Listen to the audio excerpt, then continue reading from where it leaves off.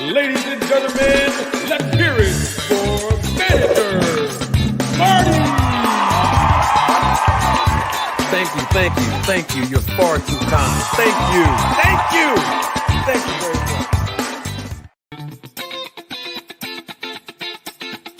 much. Representing the business of boxing, ladies and gentlemen, let's hear it for Manager Marty.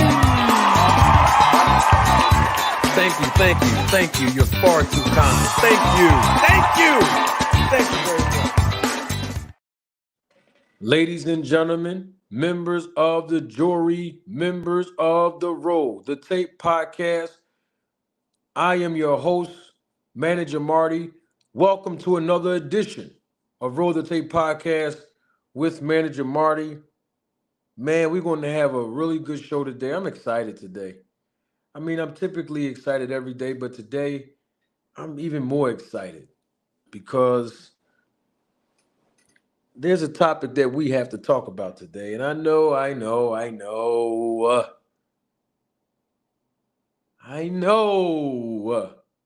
We know. The world knows. Errol Spence lost to Terrence Bud Crawford on July the 29th, 2023. We know. Everybody knows it. One of the reasons that he may have lost is because there are people who believe before the fight even took place, even before the negotiations took place, even before Errol Spence won any of the 3 world champions that he's won, that Errol Spence was nothing more than a one-trick pony. He even made the reference himself on social media just yesterday and even the day before yesterday. And he talked about this one-trick pony theory. He even dismissed the idea of anyone saying that he should retire. So today I am going to designate this segment to having a discussion of Errol Spence Jr. being a one-trick pony. And we're going to have a great dialogue today because we need answers. Errol Spence fans, you've been told to stop having a bunch of excuses because Errol Spence lost. You've been told that there's no reason to be surprised about the way that Terrence Crawford dominated Errol Spence because he was nothing but a one-trick pony anyway. And get over it, would you? Why do we have to keep talking about this fight that took place months and months and months ago? Terrence Crawford dominated Errol Spence Jr. in devastating fashion. Not because of the snack program. It's because not only is Terrence Crawford a great fighter, but because Errol Spence is a one-trick pony. This is what we've heard time and time again, particularly on this channel. We've heard that there are so many deficiencies that Errol Spence has had for years. Since he's been in the amateurs. And those deficiencies played the key role in him losing against Terrence Crawford. But it all boils down to one fact. And that fact is that Errol Spence is a one-trick pony. These are things that we've been hearing. And so I want us to discuss that. I want us to dive in and have a dialogue on Errol Spence being this one trick pony. I mean, we've heard that Errol Spence had so many deficiencies that it's even hard to digest how he managed to become a world champion, let alone having the privilege to win multiple world titles, because he's nothing but a one trick pony. In fact, his deficiencies include, but are not limited to, being flat footed. He lacks defense. He doesn't move his head off of the line. He has poor defense. He has poor footwork. He doesn't really have that much power. And one of the references to prove that is because he couldn't hurt Mikey Garcia, a guy that was naturally smaller than him in the ring. In fact, he has had issues with his consumption, or let me reframe that, excessive consumption of alcoholic beverages. In fact, he had multiple car wrecks or car accidents that have damaged parts of his body, particularly the first one, the more devastating one, where he was ejected from his fast-moving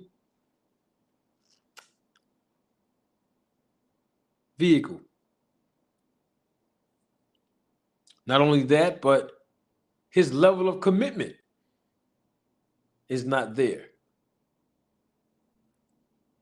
I mean, why else would you be surprised that he lost to Terrence Crawford? The man is nothing but a one-trick pony. Not only that, he decided that it was okay to run in the mountains nearly a week prior to the fight with Terrence Crawford. The week of the fight, probably 2 weeks before the fight, in the Las Vegas dry heat. He's nothing but a one-trick pony. This is what we all have been hearing. Whether we agree or not, this is what we've been hearing. And so I want us to talk about that today. I want us to dive into that. I want us to come together. And I want us to evaluate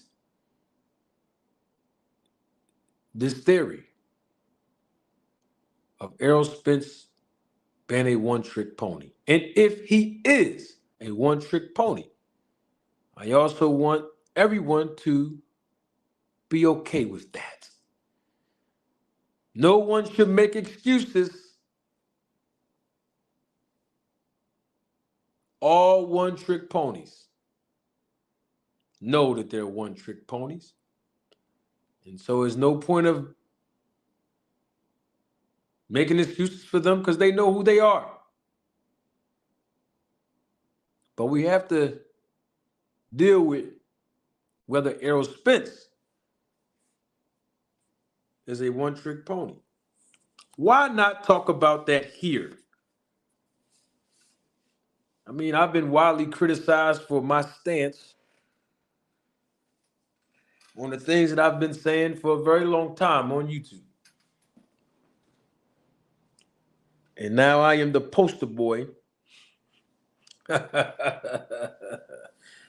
They say I'm the leading spokesperson, the spokesman, the trendsetter, the one who started people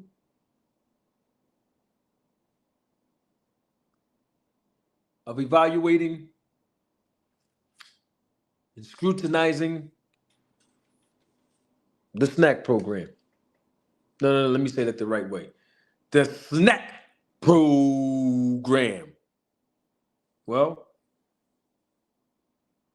by some reports, the snack program had no bearing on the fight because Errol Spence is nothing but a one-trick pony. So this doesn't have anything to do with me, even though people like to make things about me to justify their bias and justify their behavior and justify the tactics that they use, particularly in my comment section, in my chat, and even on this panel. But the question remains today, is Errol Spence a one-trick pony? And we need to deal with it. In fact, we're going to deal with it today. And so, if he is a one-trick pony, and you don't like that, and it is proven that he is, you have to deal with it now, because we deal with truth here. We deal with reality on this channel. And if he is not a one-trick pony, and that is proven today, then you equally have to take the same approach and deal with it and say, okay, he's not. But the question on the floor today is Errol Spence a one-trick pony? And we need answers. I have some recommendations for Errol Spence Jr. in this rematch with Terrence Crawford. And I think you all are going to like my recommendations. But you got to press the like button. You got to press the like button now. You got to press the like button because once I bring up the recommendation that I have, I need the information to reverberate all across the world, particularly on YouTube. Because when you press that like button, that's exactly what the algorithm does. So support the channel now. Support it now. Come on and support it. Support the channel. Come on in. Because we need to talk about Errol Spence being this one-trick pony. But before we talk about it, and before I give my recommendation, and before I invite a brother of mine and a member of one of the few good men, we have to start with our Town Watch check-in first. And so how this works, I'm so excited, y'all. We're going to have a good show today. I promise you this. How this works with our Town Watch check-in.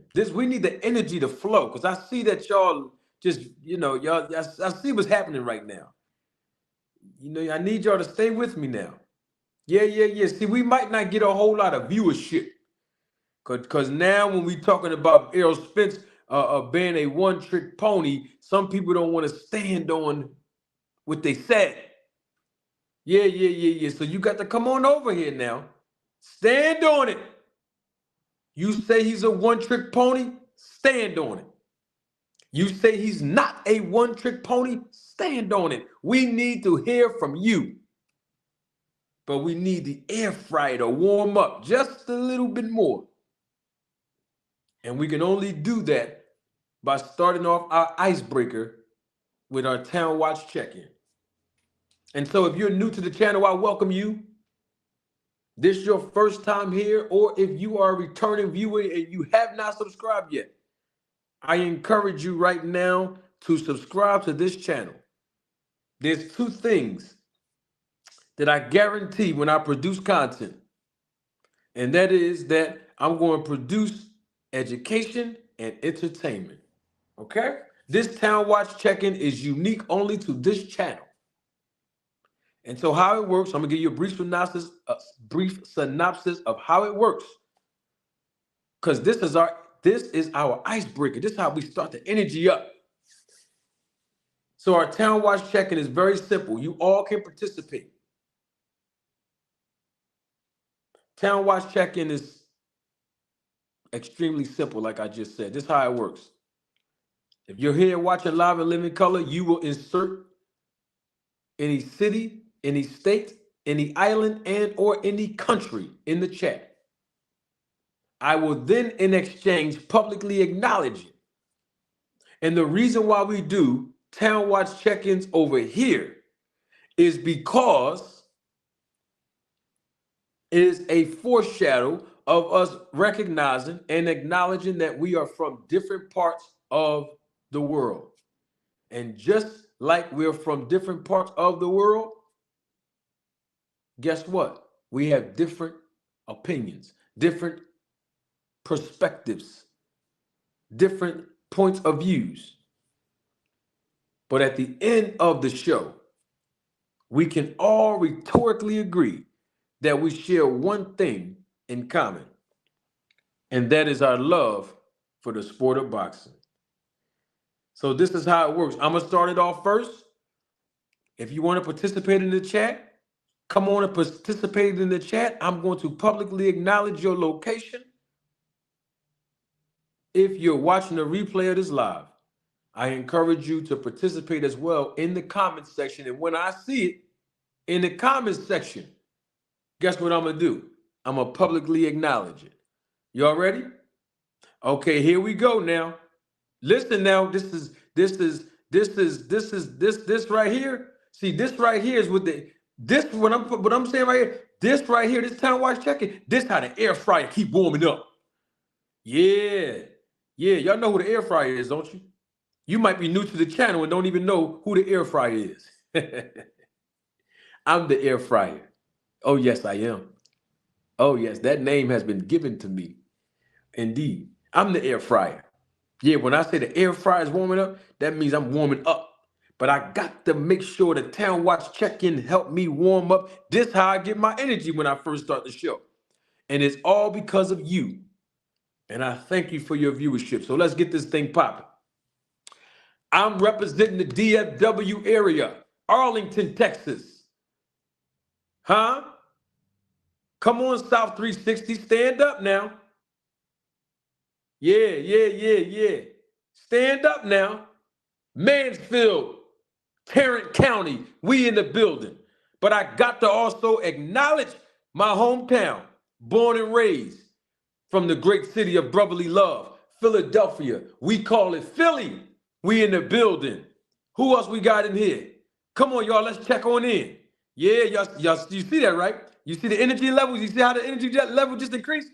It's increasing because the viewership, the viewership is increasing exponentially also. Yes, we got Ohio in the building.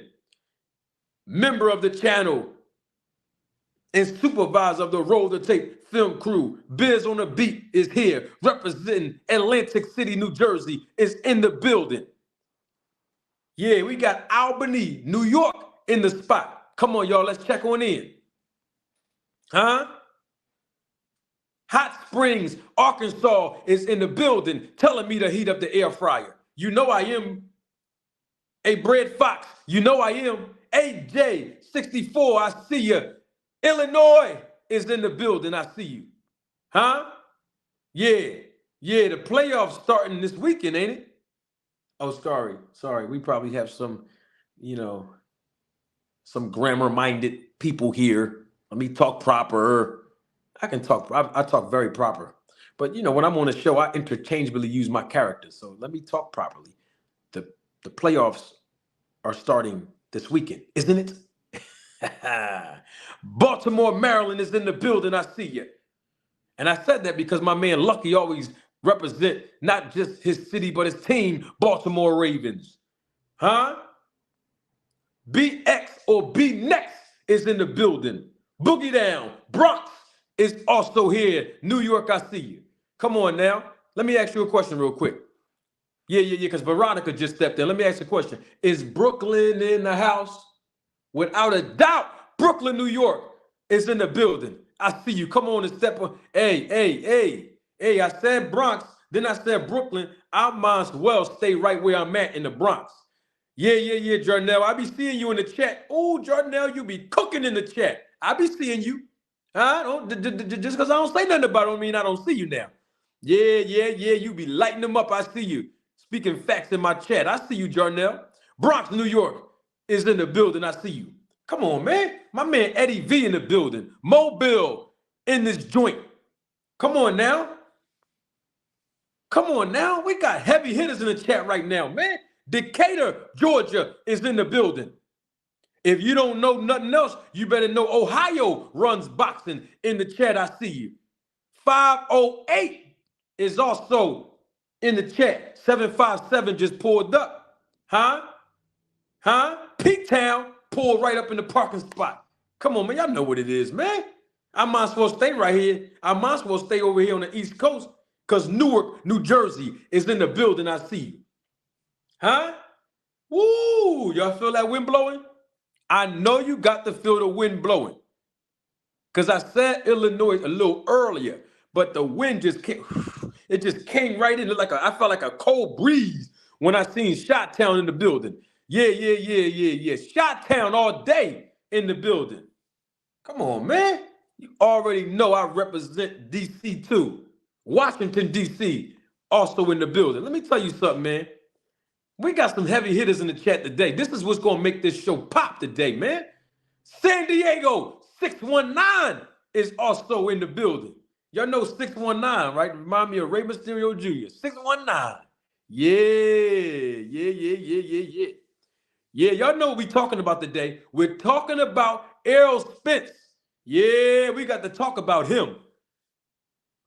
Yeah, he a one-trick pony. That's what they say. We got to deal with it today. Big C, come on, Big C, what up? Yeah. Who else we got in here? Woo! Man, Chris back in the building, representing Phoenix, Arizona. I see you. Minneapolis in the building, Minnesota, what's up? Yes. Come on, y'all. Y'all got to smash the like button when you come through. Huh? I try to make sure I produce quality content for you every time I step on here. I don't care if I'm sick as a dog, and some of y'all done seen me sick. We don't make no excuses in boxing. Huh? I want to make sure y'all entertained when I come here. I'm going to give you what you ask for. Huh? That's what I do. Lincoln, New England in the building. I see you. Fort Lauderdale here. Time to get the party started. You already know. 402 just checked in the building. Oh, man, this check-in is on point, y'all. As we say in Philly, this joint lit. Some of y'all might not know what joint mean. I'll teach y'all at a later time. This joint lit. Huh? Jawn. For my down south audience. Nebraska in the building. I said New England. I just seen NE. I didn't know which way. Could have been Northeast New England, but let me stay corrected because I love my people in Nebraska. And I know y'all love me too. So let me stay corrected. New England is not in the chat, but Nebraska is here. You better believe it. Who else we got in here? I don't want to leave nobody out. All things Orlando, Florida, I see you. Come on now. Yes. Come on. Yeah. I don't want to miss nothing now. Oh, somebody said Funky Town, Fort Worth is in the building. How did I miss that? Fort Worth, Texas is in the building. Can I get one more check-in real quick? Come on, Charles. I see you representing Ohio in the building. I see you. All right, that's the check-in. Detroit 313 in the building. Woo! Huh? South Seattle just pulled up in the parking spot in the building. I see you. Yeah. This going to be a lit. Listen, I ain't going to keep y'all long today. But while I got you here, we need to know. Because see, everybody keeps saying, you always talk about Terrence Crawford. You keep talking about him. I seen your channel. It has a lot of content.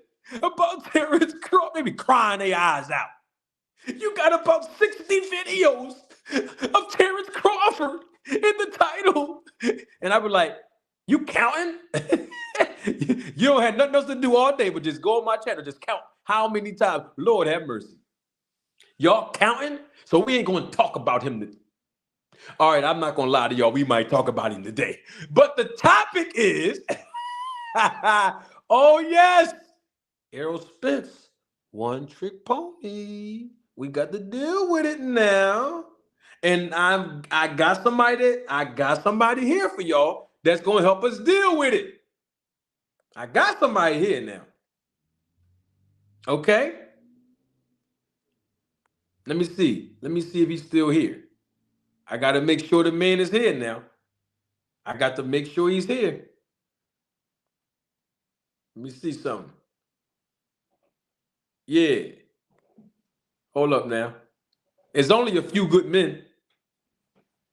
Yeah, it's only a few good men. Yeah, that's it. That's it. It ain't a lot of us. It's only a few good ones. It's only a few good men. Huh? Let me make sure my brother on point. Yeah. He said Errol Spence one trick pony. We got to talk about that. And we respect everybody's point of view. Yes, we do. Yeah, but we got to deal with it now. And like I told y'all real quick, because I know some of y'all that just came in, I got to put this in proper perspective now. If Errol Spence is a one-trick pony, you have to acknowledge it and deal with it now. Remember, I told y'all today, we got to deal with truth now. If the man's a one-trick pony, and that is proven on this show today, you have to accept it. But equally, in all fairness, if that man is not a one-trick pony, and that's also proven, then you equally have to deal with it and accept it. Fair enough? See, it's all about being fair now. That's what it's all about. All about being fair. Okay? Now, y'all know I got to show my face first. You see what I'm talking about? So a lot of people be talking, and they be talking about me. I don't know all the people that be talking about me. I don't know, and I don't care. But my point is, I show my face on this channel. I show mine. Let me move the light up so y'all can see what's going on. Huh? Put that light up over here. You know your contributions help the lighting. You know your contribution increase the audio quality. You know your financial contribution increases the visual quality. You know that, right? Don't be afraid to be a blessing to this channel. Now we growing around here. I don't know what they doing over there, but over here, we put the money where our mouth is, and we still got some I'm scared to say the word enhancement on my own show. We still got some more improve. I'm scared to say improvements on my own show. We still got some. We just going to make sure the quality is better. That don't sound right either. Man, I'm gonna say enhancements on my show.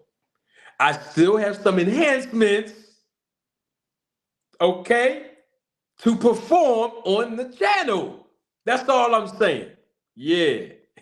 Tell myself, why you didn't say anything about snack and enhancements before this fight, Marty? What difference do it make? I don't have to say something when you want me to say something. That's why they call me Manager Marty. You know what I'm talking about? All I'm saying. Let me see if he here. Let me see. D-Town, you here? Man, D-Town ain't here. I'm here. Oh, there you go. What's going on, my brother? What's going on? Man, I'm scared to say enhancements on my own channel, bro. I'm trying to tell the people I want to enhance my channel. You know, I got to get more lights. I got to get, well, my camera. I lost my charger to my camera. That's why I'm using my other device.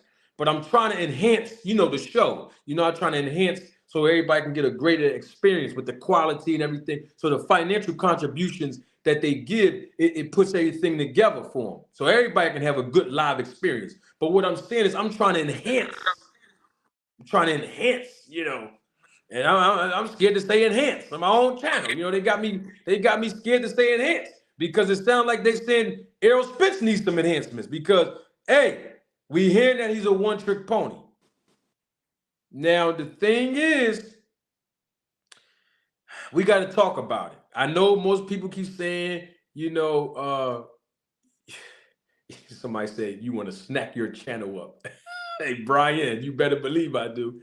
We keep hearing that Errol Spence has all these deficiencies. And I feel like we should do a segment on it to talk about it, because people saying stuff, but now it's time for everybody to prove it. And I believe that once we have a dialogue about it, and if it's proven that Errol Spence is a one-trick pony, then we all have to accept it and deal with it. But if it's proven that he is not a one-trick pony, then everybody still have to accept that and deal with that, all out of fairness. So with that being said, they say that Errol Spence is a one-trick pony. So let's start with the one-trick pony first. But before we do that, I want to talk about some of the deficiencies that we've heard that Errol Spence have. Okay, now people have said, and if you're in the chat watching live and living color, please tell us some of the deficiencies that you believe or that you've heard other people that believe that Errol Spence have, so that we can deal with it. This is the show that we're going to deal with it right now, because Errol Spence, D-Town, he went on social media, I think either yesterday, I think it was the day before yesterday, but everybody was talking about it even still yesterday, where he talked about this one-trick pony theory and the blessings and the privileges that he received, being an Olympic medalist, having a great amateur decorated career, obviously going up in the ranking system and becoming a world champion, not just holding one title, not just holding two titles, but holding 3 titles, having secured the best deals with the best manager. That's me ad-libbing this next part. In the business, got his own promotional company. He has a few fighters under him. One that we all are familiar with is Frank Martin. The man hasn't been signed to an actual promoter in many, many years. And now he's benefiting for many, many years off the back end money and not being enslaved to contracts that will offer him guarantee through promoters just locking him in. He has more freedom and liberty. And the thing about it is, sound like a good career to me. But his point was that he was able to accomplish all of this by being a one-trick pony. And so I want to deal with some of these deficiencies that we've heard of first, and then we'll deal with whether he's a one-trick pony or not. So let's deal with a few deficiencies. Number one, people say he don't have any defense. He lacks foot movement. He doesn't move his head. He keeps his head on the line.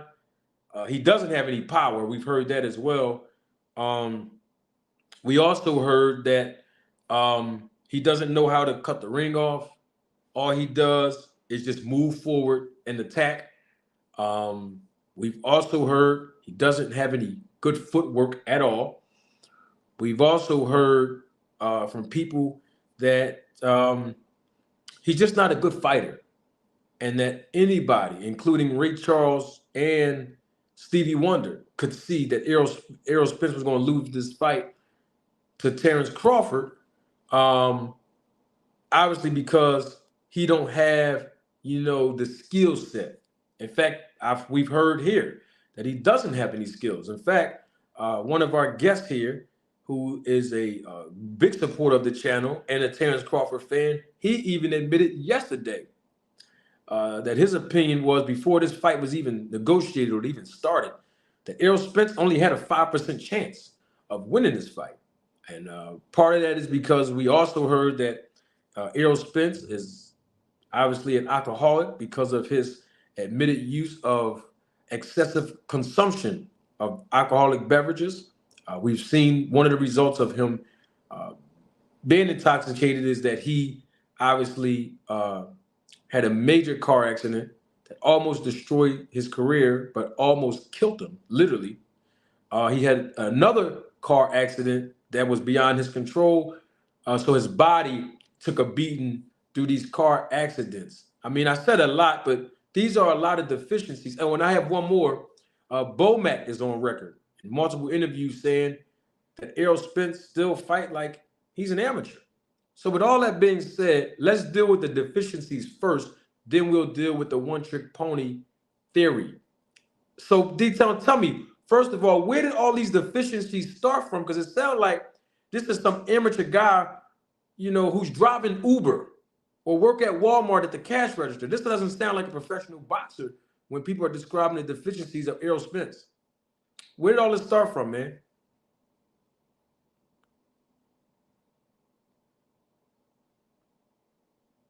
D-Town is having some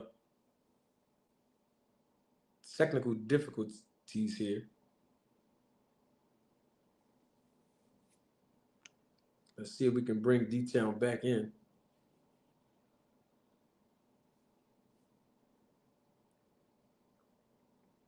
D-Town, are you there?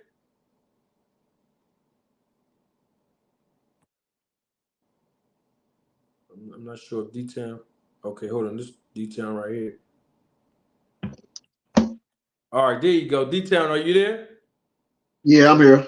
All right, much better, much better. So you heard what I was saying about the deficiencies that we heard about with Errol Spence? Yes. All right. Where'd all this start from, man? That's what I'm trying to figure out. I mean, like I said, it sounds like when people say the deficiencies that he has, uh, it sounds like they're describing like an Uber driver or I'm just being facetious when I say that, or somebody that work at Walmart at a cash register. You know what I mean? This don't sound like a boxer that they're referring to. In other words, I'm not saying you can't be an Uber driver and box. I'm not saying you can't be a Walmart cashier and box. What I'm saying is Uber drivers and Walmart cashiers that don't box. That's what I'm referring to. It sounds like that's what they're talking about. People that just work every day, that have no interest in boxing, never box, never put on a pair of gloves, never hit the heavy bag, never hit the speed bag, never had no formal training. It just sounds like they're describing somebody else. But where did all this stuff start from? Let's start there. Where did all this stuff start from, in your opinion, with this whole deficiencies of Errol Spence? Well, first of all, everybody have deficiencies. Everybody, no matter what fighter you are or whatever the case might be, everybody has things that they need to work on or things that they're not usually doing or whatever. But majority of this stuff came from Terrence Crawford channels or people who don't like Earl Spence, who trying to big up Terrence Crawford, things like that.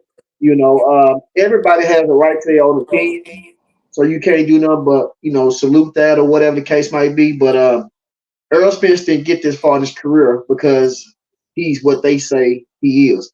Now, I'm not saying that he could move around on his feet like Mayweather or, what I'm saying, or like Terrence Crawford, whatever the case might be. But we seen Earl Spence move around in the Sean Porter fight.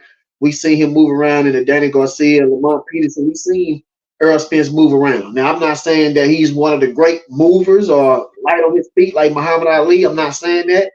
What I'm saying is that I believe that it's people that go to certain channels who tell you their opinions, and not everything is their opinions. Some of the things are true. You know what I'm saying? So I think people read too much into people that have their own opinions and think that it's a fact. That's what I believe. Okay. So the deficiencies, let's deal with them. The deficiencies that we heard that Errol Spence have. Number one, is there any truth to the specific deficiencies? I know you said all of us have deficiencies, or all boxers in general have deficiencies, and you are absolutely correct. Why is it that only Errol Spence's deficiencies keep being, pointed out instead of all the boxers' deficiencies when we talk about Terrence Crawford versus Errol Spence? I mean, nobody points out any deficiencies that Terrence Crawford may have, since you say all fighters have them. It just seems like everybody's just pointing out Errol Spence's deficiencies, and this is his deficiencies is why he lost this fight. Well, the deal is, Terrence Crawford fans are the main ones out here crying. The main ones out here loud like a little chihuahua. And I'm just telling you the truth. They speak like there are many, but they're actually a few. You just hear them. You know what I'm saying? And we all know what Terrence Crawford have, and we all know what Errol Spence has. And Errol Spence, he know what he's about. That we all know. Before the fight, we all knew what Errol Spence can do and what he couldn't do. So it's not like it's something that was shown the night of the fight. And what they are doing is they are looking at the fight, not taking in account that something was wrong with Errol Spence. You know what I'm saying? So what they saying is, as just say for instance, we look at Canelo. Canelo lost to Floyd Money Mayweather. That's not saying that Canelo is a trash fighter or he can't do this or whatever. Errol Spence don't have to do all these things when he in the fight with other guys because his style alone is good enough to beat his opponent. So Errol Spence don't have to move around. Errol Spence don't have to box like Floyd Money Mayweather. He don't have to do all these things. He showed it, early in his career or in the amateurs or whatever the case might be. He even showed it with Mikey Garcia, who was supposed to outbox Errol Spence. He have showed when he did the countering against counter punches like Danny Garcia, and you can say Dennis Ugas is a counter punch. So he showed different things that they claim that he don't have. He showed it in certain fights against fighters that we thought that was going to beat Errol Spence. So once again, it's people opinion. Errol Spence didn't prove them wrong over and over and over again. But just because he lost to Terrence Crawford, now they want to bring it up and say, I told you. But you have to take in accountability that something was wrong with Errol Spence, and you also have to take in accountability that Terrence Crawford didn't look normal also. So you have to look at both sides. And for the Terrence Crawford fans, of course, they can say this or they can say that, because we can say things about Terrence Crawford. So for me, Errol Spence, he did what he had to do, to get where he's at right today. He had proved people wrong, that he can move, he can box, he can counter, he can cut out the ring. He had proved this, many times. So once again, there are just Terrence Crawford fans that are small, that are barking real loud. So that's the reason why we hear a whole lot from Terrence Crawford fans about the things that Errol Spence can't do. They never talk about what he can do, but they talk about what he can't do. Put it that way. All right, so let's talk about what he can do. Let's hear some things that Errol Spence can actually do, so that we could talk about, is Errol Spence, a one-trick pony? What are some of the things that he actually can do, in your opinion, Detail? Well, first of all, for the people that say that Errol Spence is a one-trick pony, have you ever got kicked by a pony? All it takes is one shot, you out of there. You know what I'm saying? So, but regardless, we all know Errol Spence can box. We know that. I'm not saying that he's 100% boxer. I'm not saying that. What I'm saying is that his boxing skills is good enough to do what he needs to do. And he's successful at it. And that is the reason why he's at where he at. He can cut off the ring. He's strong. You know what I'm saying? He can move around when he need to. He can fight on the inside. He can fight on the outside. He can fight mid-range. He do have angles. You know what I'm saying? He do got defense. He have all these different things. Now, is it perfect? No, it's not perfect. But all these things that he has, some things he don't even pull out. He just got a bag of goodies, and he only put out what he needs. If he needs something extra, he'll pull out the hammer drill. He might don't need it. He put it back up and get him a hammer. So Errol Spence, he have all the necessary tools. We have seen it over and over again, and I'm not sure what they see, because I know what I see.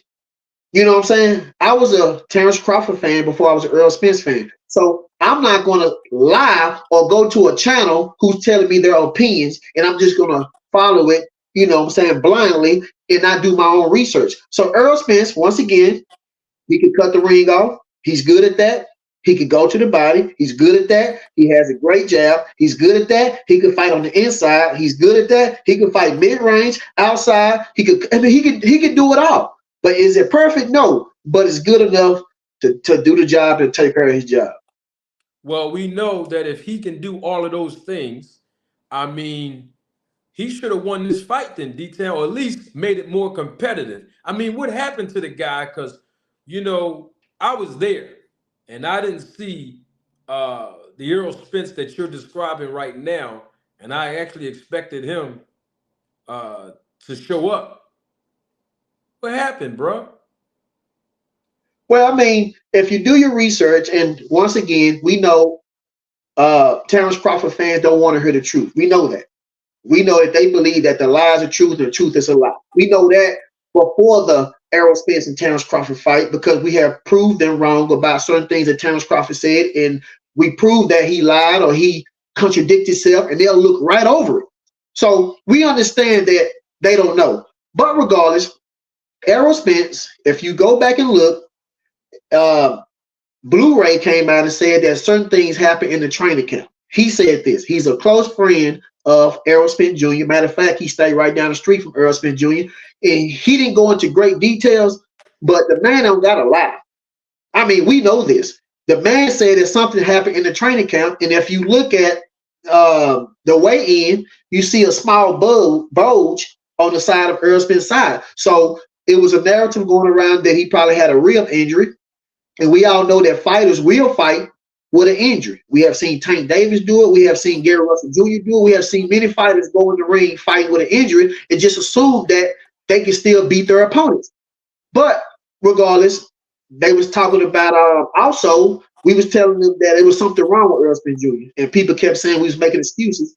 And then when Victor Conte came out and started talking about Errol Spence Jr. ran up the mile a week before fighting, now everybody want to run with that. No, that's not all. It's more than just that. It's a lot of things that happen. And Errol Spence came out and explained to the people one of the things that played a part in that fight. Now, you have to remember, Terrence Crawford fans, and not just Terrence Crawford fans, but us, as far as Errol Spence fans and other fans, kept saying, where's Errol Spence at? And I made a video saying that just give this man time. Let this man, give this man time. He'll come out. He'll tell us something. And we all know that Errol Spence didn't make any excuses, but it's not excuses. He just didn't explain what happened the night of the fight when he lost. He just he wanted to go and do his thing and, let it be done. And he'll come back later and explain to us. But Errol Spence came out and explained to the people one of the situations that happened. And once he did that, Terrence Crawford fans were saying that he's making excuses. But y'all were the ones who was asking this man to come out and explain what happened. And when he did, now y'all unhappy. So what I'm saying is Errol Spence was not 100%. It could be many different things that we don't even know what played a part in that fight. But we all know anybody that followed Errol Spence, anybody who followed boxing, not just Terrence Crawford, you would know that that's not the same Errol Spence. And I guarantee you, if Bo Mack and Terrence Crawford will come out and just tell you exactly what it was, they'll tell you that's not the real Errol Spence who he fought. I know that. I know that. I truly believe that, and I know that they knew that's not the same Errol Spence. So the reason why the fight looked like that, one of them is because Terrence Crawford was on snacks, and the other one that Errol Spence had situations and complications in his training camp. That's the reason why the fight looked the way that it did. Well, the thing about it is, Detail, and I know that there are a lot of Terrence Crawford fans that are here. In fact, I am totally convinced now that not only are Terrence Crawford fans of Terrence Crawford, that Terrence Crawford fans are fans of Manager Marty as well. Now, with that being said, I did a live video that had over probably 11,000 views at this point. A couple of days after the fight, I let all the content creators shoot their load out. I let everybody say what they wanted to say and give their reaction to the fight. And once they did all of that, I came out. I'm the first person that told the people. And I heard you say it just now, so that's why I'm bringing it up. And that's a good point, that both fighters look different in their fight. Errol Spence looked different, and so did Terrence Crawford. And they both look different for different reasons. But the bottom line is we have never seen either one of them perform the way that they did. And so I've been getting wildly criticized since the fight. Even before the fight, I was already getting criticized. But even after it, and even still to this day, even in the comment section, in the chat, people come on the panel and they keep saying people that are favoring what happened to Errol Spence, they keep saying people are making excuses. And so my thing is, if it's an excuse, then you have to bring the evidence to prove that it's an excuse every time something happens in a conversation about Errol Spence. Now, people say that basically Errol Spence is a one-trick pony. I mean, that basically means he's only good at doing one thing in the ring. But you described like 5 or 6 or even 7 things that he do good in the ring, detail. But it's like, where did this one-trick pony stuff start? I'm confused because I've never heard the term until I start seeing it surface in the comments section on some of my videos in the past. Where did that term come from? Like, what made people start saying that about Errol? Because before the fight with Crawford, I didn't hear too many people say he was a one-trick pony. So where you think all that started from, man? Well, evidently they can't count because just say for instance, Errol Spence can cut off the ring, and Errol Spence can jab. That's two different things. That's not one thing. So what are the one thing that he can do and he only do? Errol Spence can do numerous things. He have showed it over and over again. You know, once again, they listening to these fake channels who's coming out with their own narrative or their own opinion and pushing it on the people. Now we all know that Terrence Crawford fans or other fans who wants to believe that their fighter is good, you don't have to believe a lie. You could just say your fighter is better than Errol Spence Jr. But to say he's a one-trick pony, I mean, like, how could you ride with that? Knowing that Errol Spence have demolished fighters, matter of fact, better fighters than Terrence Crawford fight, but Terrence Crawford fought, you know. So how do a one-trick pony can have 3 different belts at 147, you know, was on top of the class at 147. So I'm not understanding the one-trick pony that you're talking about. Maybe we need to ask them, what is the one trick that Errol Spence do? Because I don't know. It's crazy to me. I don't know. You think I should bring them up here? Hey, you know what? Just tell them to put a cash app or something, or put some money and go ahead and tell us what it is. They don't need to come Yeah, up. that sounds like a good idea. Y'all heard the man. Support the channel. Yeah. And before you support the channel, I did not know that he was in the chat. I've seen his name in here a couple of days prior to today. But, you know, I wasn't sure if it was him or not. But he did say it was him. So I'm going to assume that it's really him. So double salute to Ismail Barroso, who is in the chat. Double salute to him. He was victorious. I want to put his comment up there.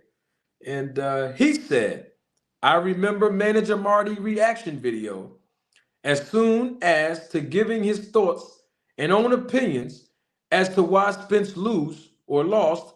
But until today, I never heard him say a single excuse. So I don't know why he get hated for it. Ismail, I don't know why I get hated for it either, because I thought we all were entitled to our own opinions.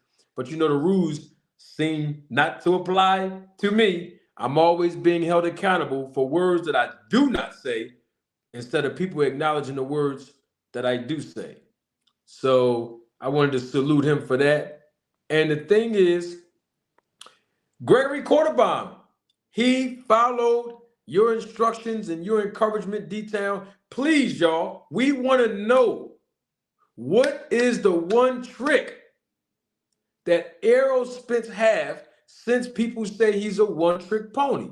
And you can tell us right in the chat through the super chat. All right? Thank you. Double salute to my guy, Gregory Quarterbaum, one of the most honest Terrence Crawford fans that I know. He says, yes, I can tell you. And so I believe Mr. Greg is going to tell us. What is that one trick? They say, hey, Errol Spence, a one-trick pony.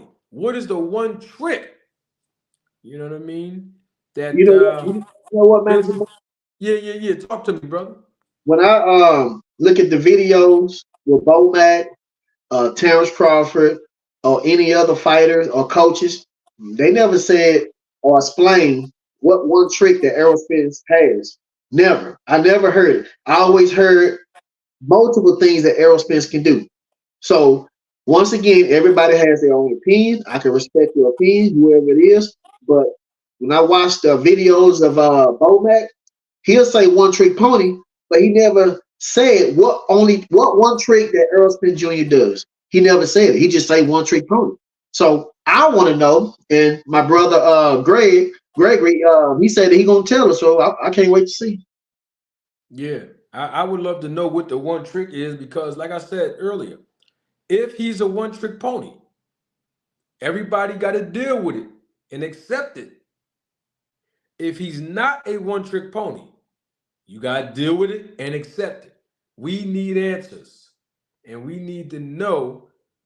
But before we wait, because I'm waiting for the people to tell me now, what's this one trick that Errol had? Now, I have a question on something, and I definitely want answers on this one. If Errol Spence is a one trick pony, how come everybody else believed that except for Terrence Crawford? Now, I know y'all don't want to hear this part, but I got to be true to who I am. And y'all know I'm going to always do that. So I'm just saying, let's say for argument's sake that Errol Spence is really a one trick pony. Let's say for argument's sake that, Errol Spence, he have all of these deficiencies. All of these things are observations, but they're true. How come everybody else is able to diagnose it so easily and believe it? But yet, Terrence Crawford, he don't even believe that, or he didn't believe that. Why is that, D-Town? But first of all, it's a difference in between people who understand and people don't. I mean, for people who actually watch boxing and people who just start watching boxing. I don't believe that Terrence Crawford team don't. I don't believe they believe it. You know what I'm saying? According to Victor Conti, well, not Victor Conti, but Terrence Crawford has a team. His team, all of them, they work together. Put it that way. So when Terrence Crawford decided to go and deal with Victor Conti or whatever he decided to do, I'm sure that his whole team or his team or some of the people on his team is involved with that. As far as Bomac or Ernie or whatever the case might be. So when Terrence Crawford decided to go deal with Victor Conti, evidently he didn't believe that Errol Spence was a one-trick pony. He don't believe it. Bomac don't believe it. Bernie don't believe it. The only people that believe that is the miscellaneous politician Terrence Crawford fans. And I'm talking about the Where's Waldo, the people who just jumped on, who don't know what Errol Spence can do. A lot of these people that's talking, they ain't watch Errol Spence fight. They probably seen some highlights like Mike Tyson. Mike Tyson, all I seen was some highlights. So majority of these guys who are talking are probably, I'm not saying all of them, but majority of them are probably ones who went to somebody paid, listen to what they had to say, watch a couple of highlights, and some highlights will show where Errol Spence got hit. Then you got some highlights that show where Errol Spence doing the hit. Then you got some highlights that will show back and forth. So their research that they claim they have done is actually a one-sided research. You know what I'm saying? So for me, it's not one-sided for me because when the fight was when they announced the fight between Errol Spence and Terrence Crawford, I gave Terrence Crawford 40% chance to beat Errol Spence, and I gave Errol Spence 60. So I was not one of those channels that said Errol Spence gonna blow him out the water. And I even said in my videos that Terrence Crawford could probably beat Errol Spence, even though I gave him 40% chance of beating Errol Spence. I even said maybe Terrence Crawford beat him. So I said these things. So I'm not one of those haters or somebody that's just saying that Terrence Crawford can't win or he has no chance to win. I was not one of those guys. Right. Double salute, Carl Brown. Thank you for your support and contribution to the channel. Carl Brown is a day one supporter here. A little love for the class today. Thank you, Carl Brown. I appreciate it, my brother. Always a pleasure, man.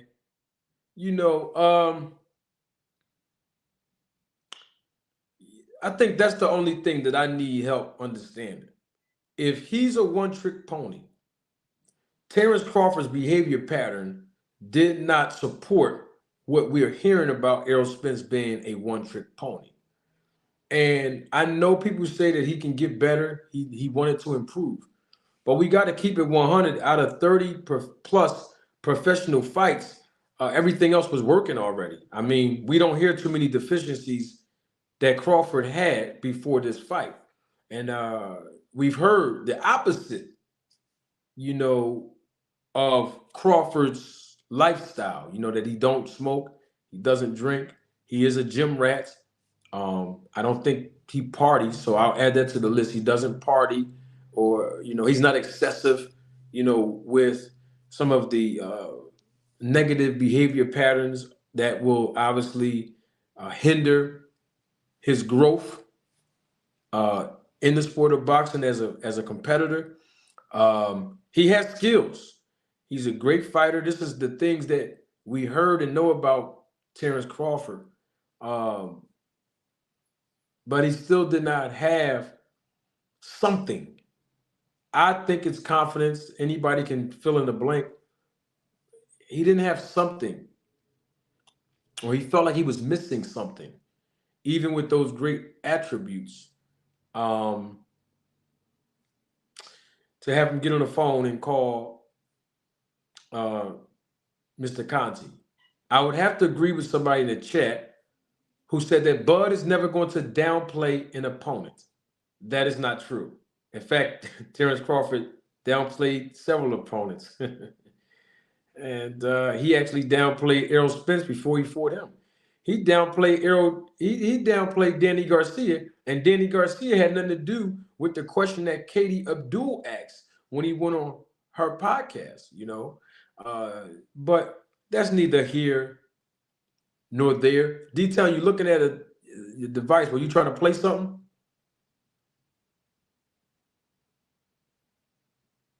Oh, that's both of us. Oh, yeah. Okay. I thought you were trying to play something, play a clip or something.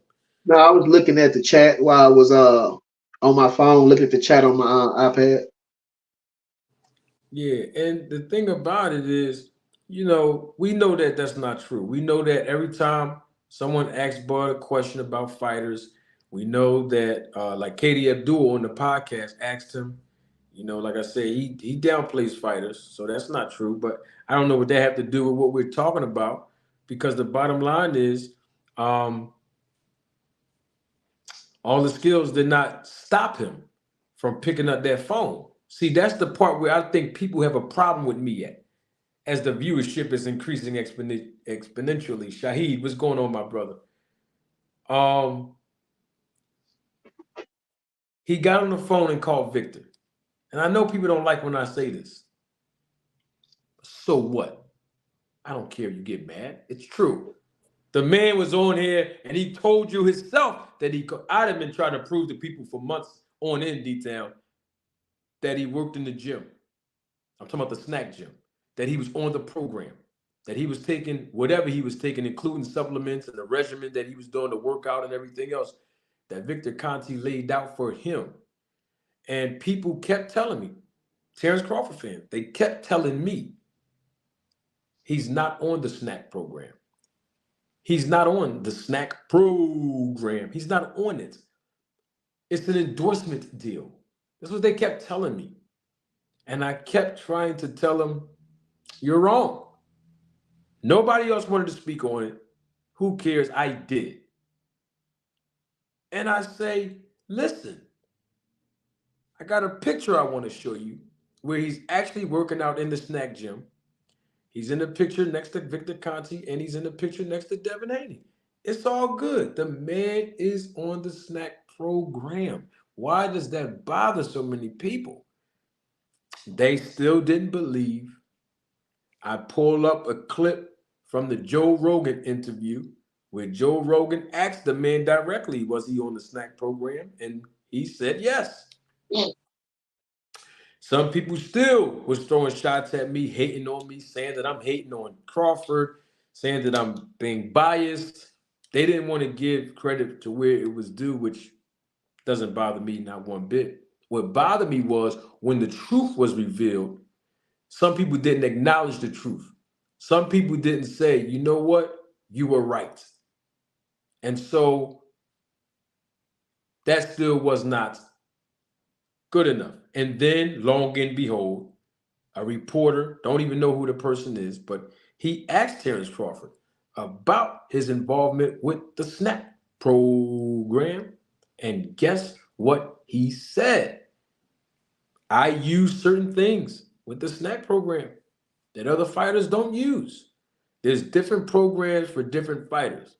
Now, if that wasn't good enough, I don't know what was. Then we had the head honcho of SNAP come here and tell you live in living color that the SNAP program works and science proves it.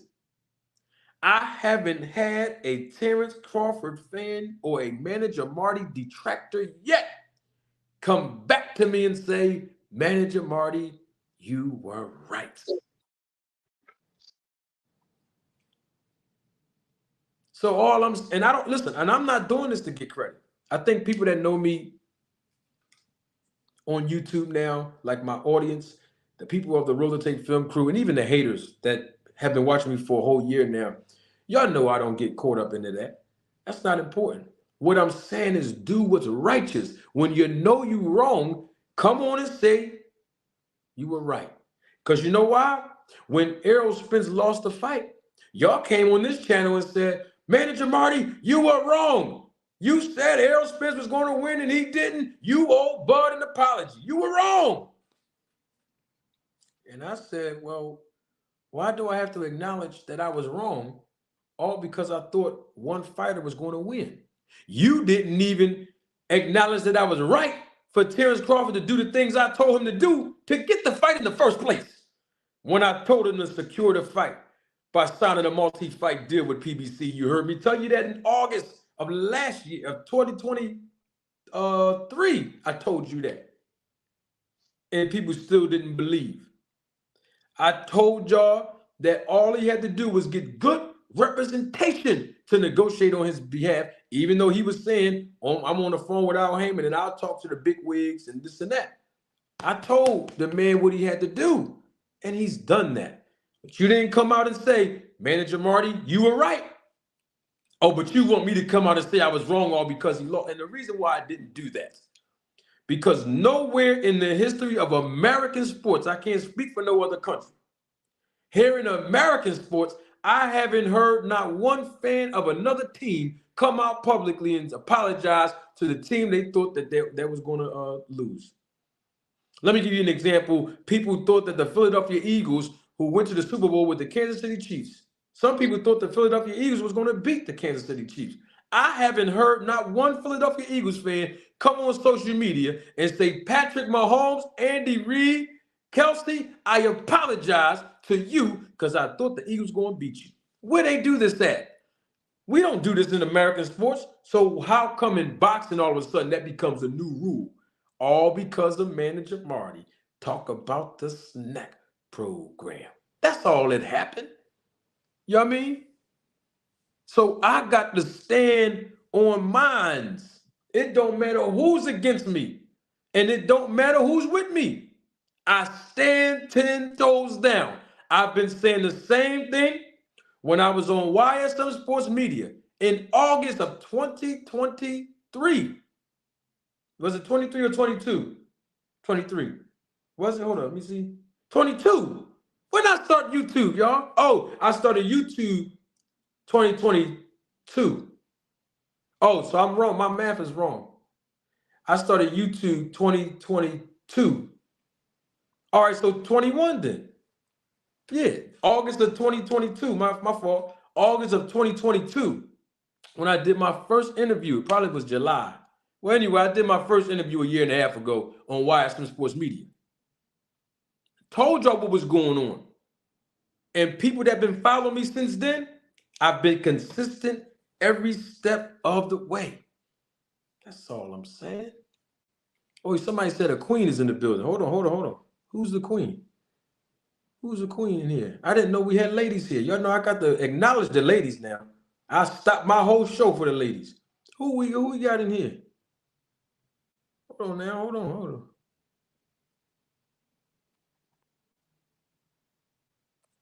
Somebody said Key Alexander here.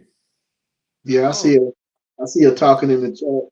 yeah, I don't know who she is, but I appreciate you, Key Alexandria, for being in the chat. And because of that, D-Town, I got to salute all the ladies. So, fellas, this is the segment of the show now. Key Alexandria, she started this thing off.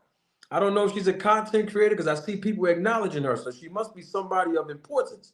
You know what I mean? So we got to acknowledge her as the queen. You know what I mean? So I got to tell the fellas, hold on, fellas. Step to the side now. This ain't for y'all. Just for about 2 seconds. Just go on, stay over there. Let me sip my water, detail, because I gotta make sure I put my R&B Johnny Gill voice on.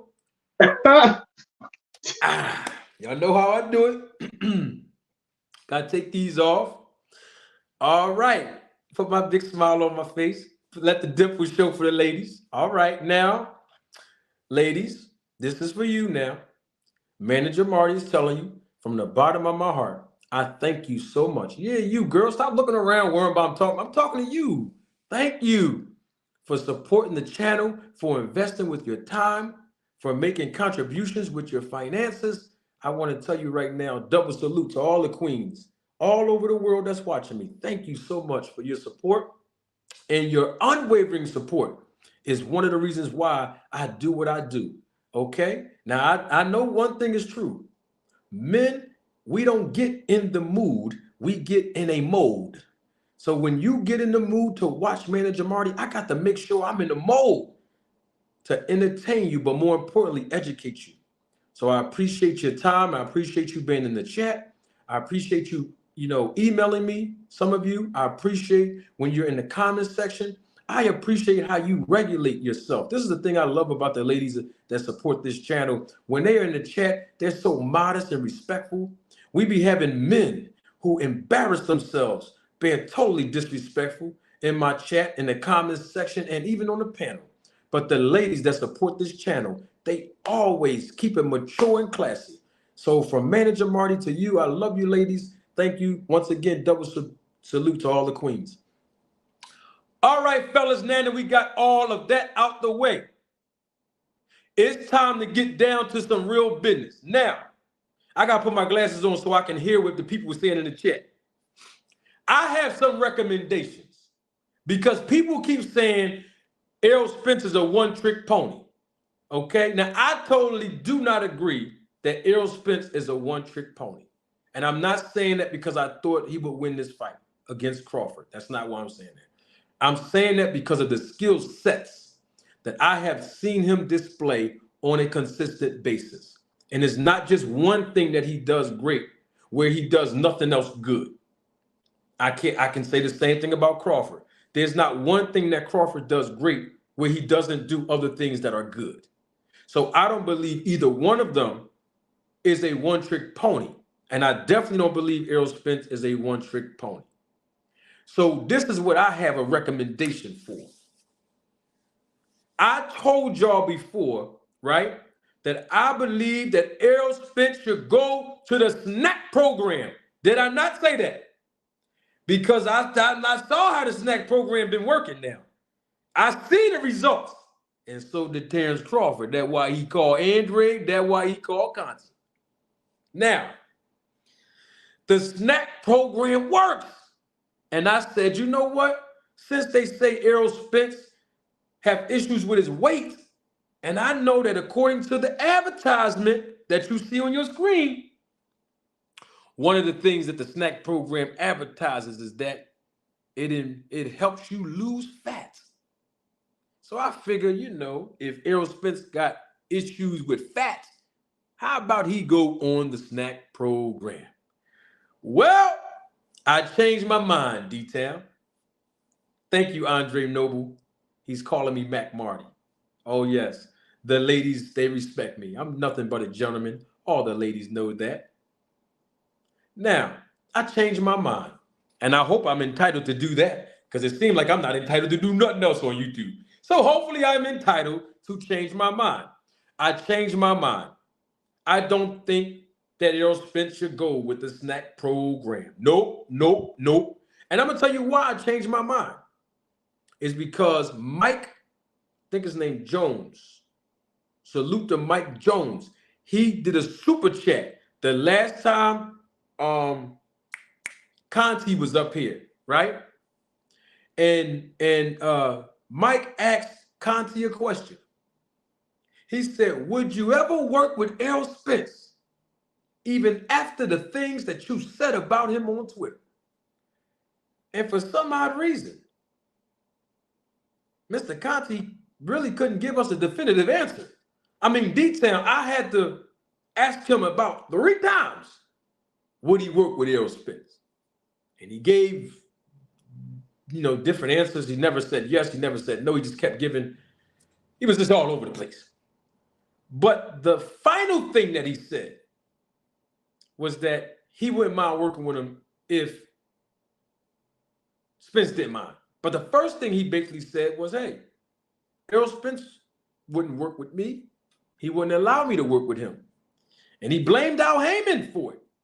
And he did say that there were other PBC fighters who stood up to Al Heyman and went over there with the snack program. I don't know how true that is. But he said Al Heyman would never allow Errol Spence to work with the snack program. So that's why I changed my mind. Because if Victor Conti is not able to work with Spence for whatever reason, maybe Spence don't want to work with him. The bottom line is, it's no point of me keep saying it. There's no point of me keep saying, I think Spence should work with the snack program if he doesn't want to work with them. And if Victor Conti's hesitant of working with him. So I changed my mind, D-Town. I have a recommendation. I believe that in the rematch, Errol Spence Jr., he should fire his nutritionist now. And he should hire a brand new nutritionist. You ready for this? Somebody from Omaha, tell Mr. Crawford I said hi. Somebody in California, tell Mr. Conti I said hi. Because the nutritionist I'm talking about is going to make sure the rematch be more competitive. Because we're going to have to pay like $90 for it, so why not get our money's worth? So the new nutritionist that Errol Spence Jr. should hire is not the snack program. No. There's another program out there. And the head honcho of that program that Errol Spence Jr. should hire is the nutritionist himself. I'm talking about Angel Memo Heredia. Yes, Errol Spence should hire Memo Heredia. Yes, he got to hire Memo to be his nutritionist. Oh, yes, because here's the thing.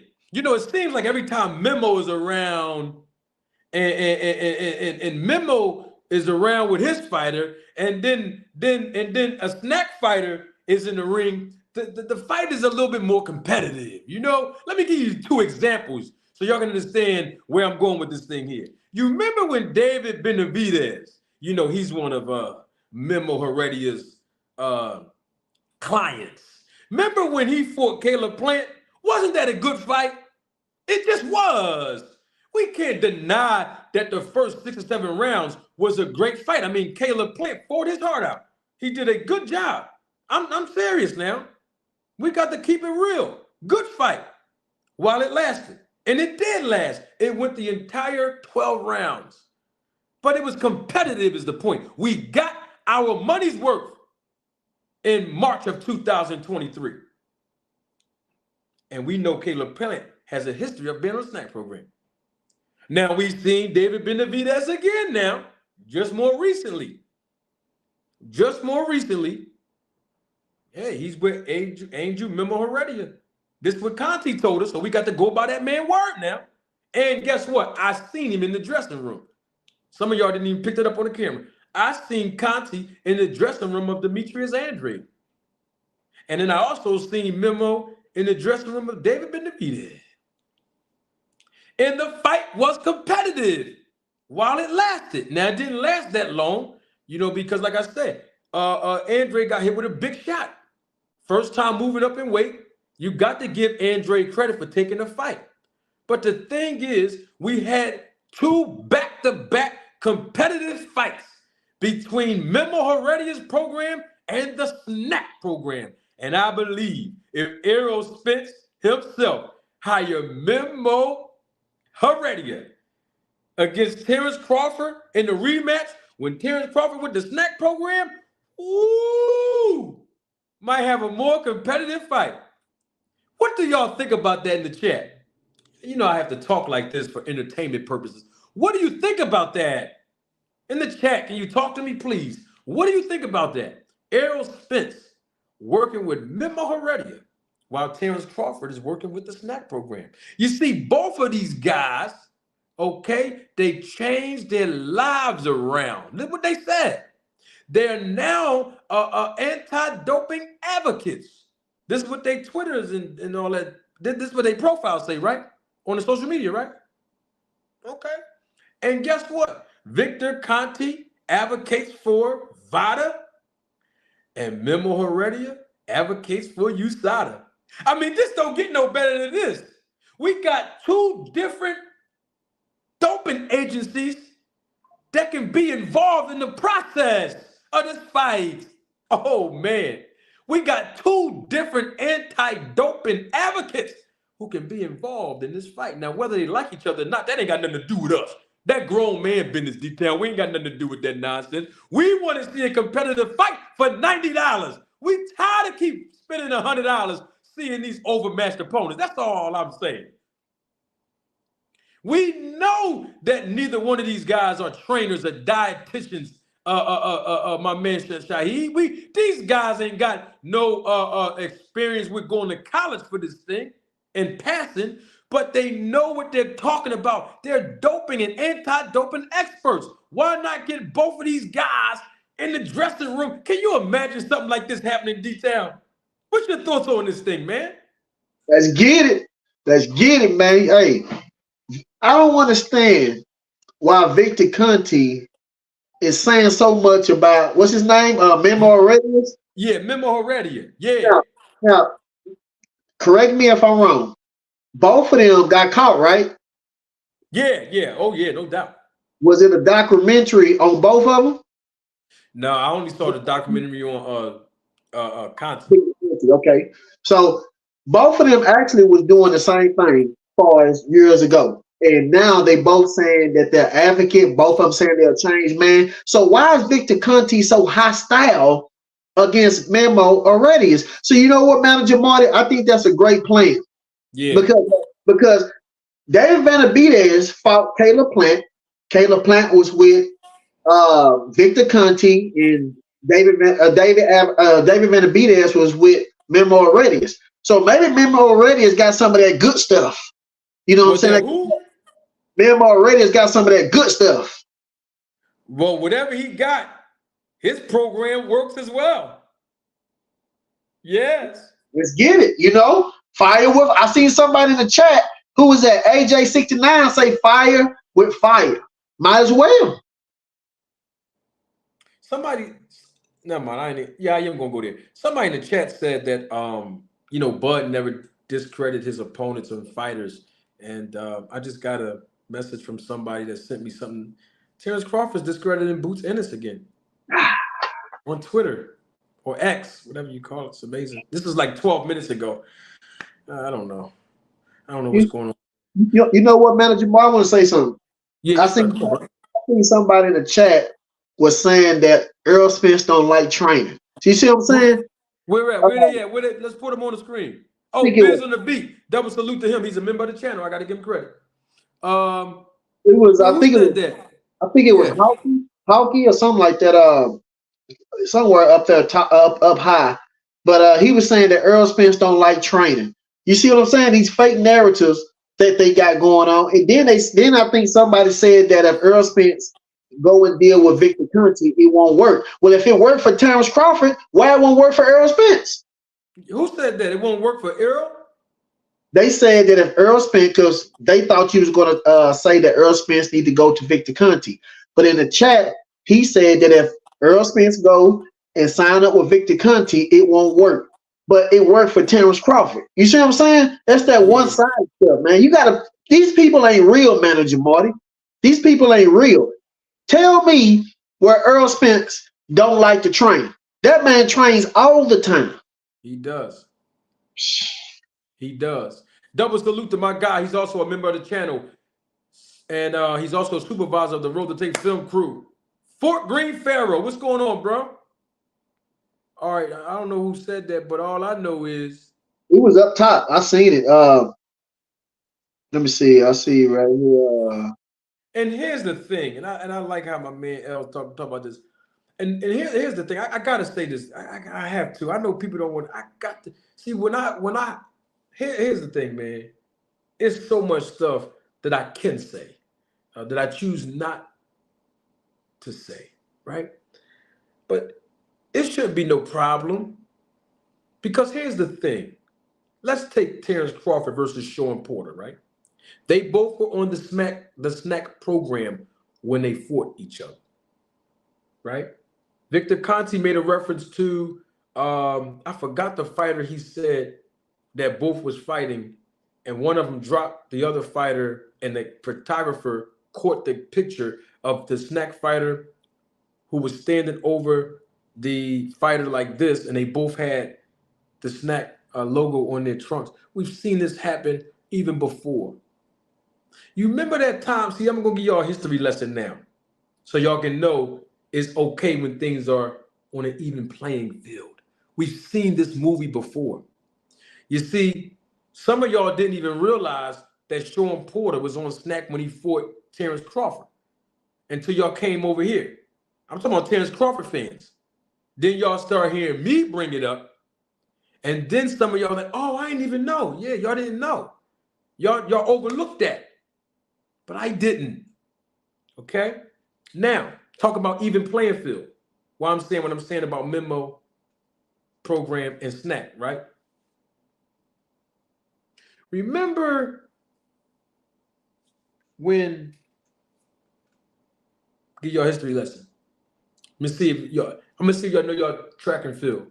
Do y'all know a woman by the name of Marion Jones? In the chat, yes or no? I just want to make sure we all clear on why I'm talking like this. Do anyone in the chat know Marion Jones? Anybody? Does anybody know? Yes or no? Yes or no? Does anyone know Marion Jones? Have you ever heard of her before? Brian said yes. Marlo says yes. Andre Noble says no. See? That's why I always ask certain questions, because I don't want to assume.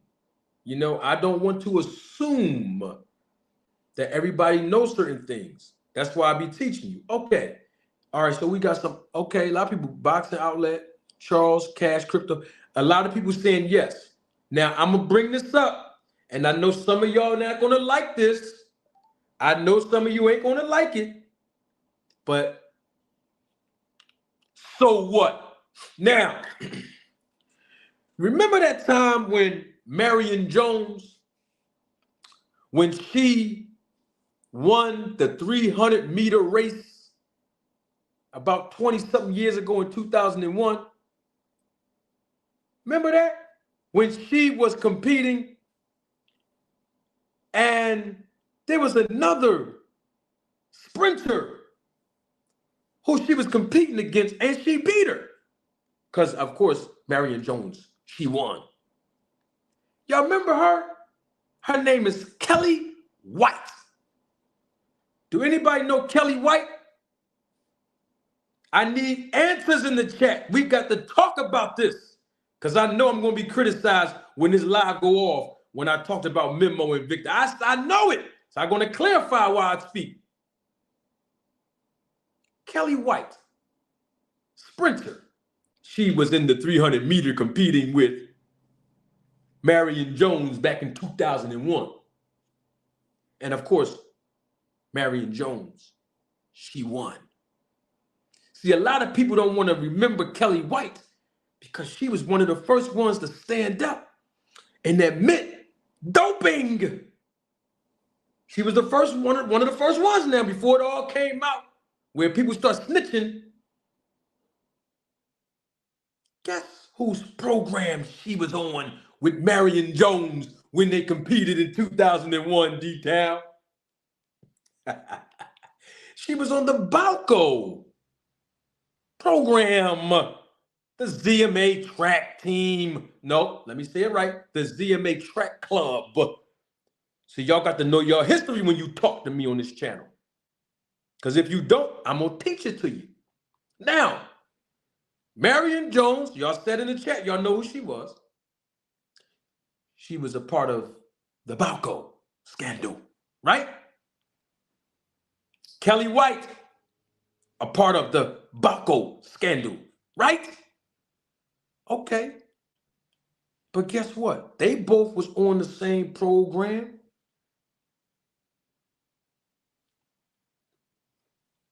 Terrence Crawford and Sean Porter, they competed against each other.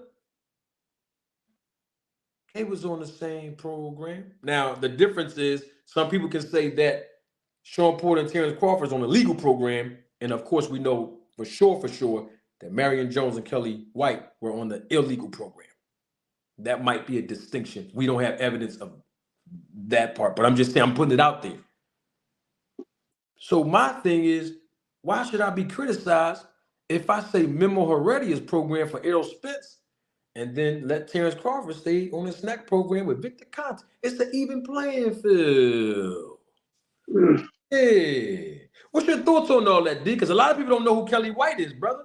What's your thoughts on that, bro? You know what, Manager Marty? Just before I got on the live, I was watching the documentary of Victor Conte. Matter of fact, I still got it paused on my TV right now. So I was watching it and stuff like that. And I seen where she was taking that clear and stuff, and she beat the other runners by far. You know what I'm saying? And I seen, you know what I'm saying? That's what I was looking at when Victor Conte started using the clear, because he actually took some of the clear, you know, and then he started making it and started sending it to, you know what I'm saying, to certain people. People start using it. And he was actually testing them himself. It showed that it was clear. It was not showing up in their system. You know what I'm saying? So I got it on pause right now. You know what I'm saying? Watched it like you told me earlier today. But Gregory Carterbaum, he's in your comments, and he's trying to say that Errol Spence don't have the skills and, you know, all that kind of stuff, you know, and I'm sure. But you know, me personally, I think that it'll be good. I'm not telling Errol Spence to do it, but to even the odds, since Terrence Crawford is going to use snacks in the rematch, because if Errol Spence is a one-trick pony, if Terrence Crawford beat Errol Spence the way that he did, and it's going to be easy next time, then why do you need snacks? You know what I'm saying? So, me personally, I don't think Terrence Crawford's skills alone was good enough to beat Errol Spence. Terrence Crawford showed that by running. Because Errol Spence made that man go to snack. He knew he was going to fight Errol Spence sooner or later. And that man, Errol Spence, made that man go spend money with Victor Conte. They keep saying something about the skills pay the bill. But last time I checked, maybe Terrence Crawford is paying the bills of Victor Conte. That's what I'm seeing.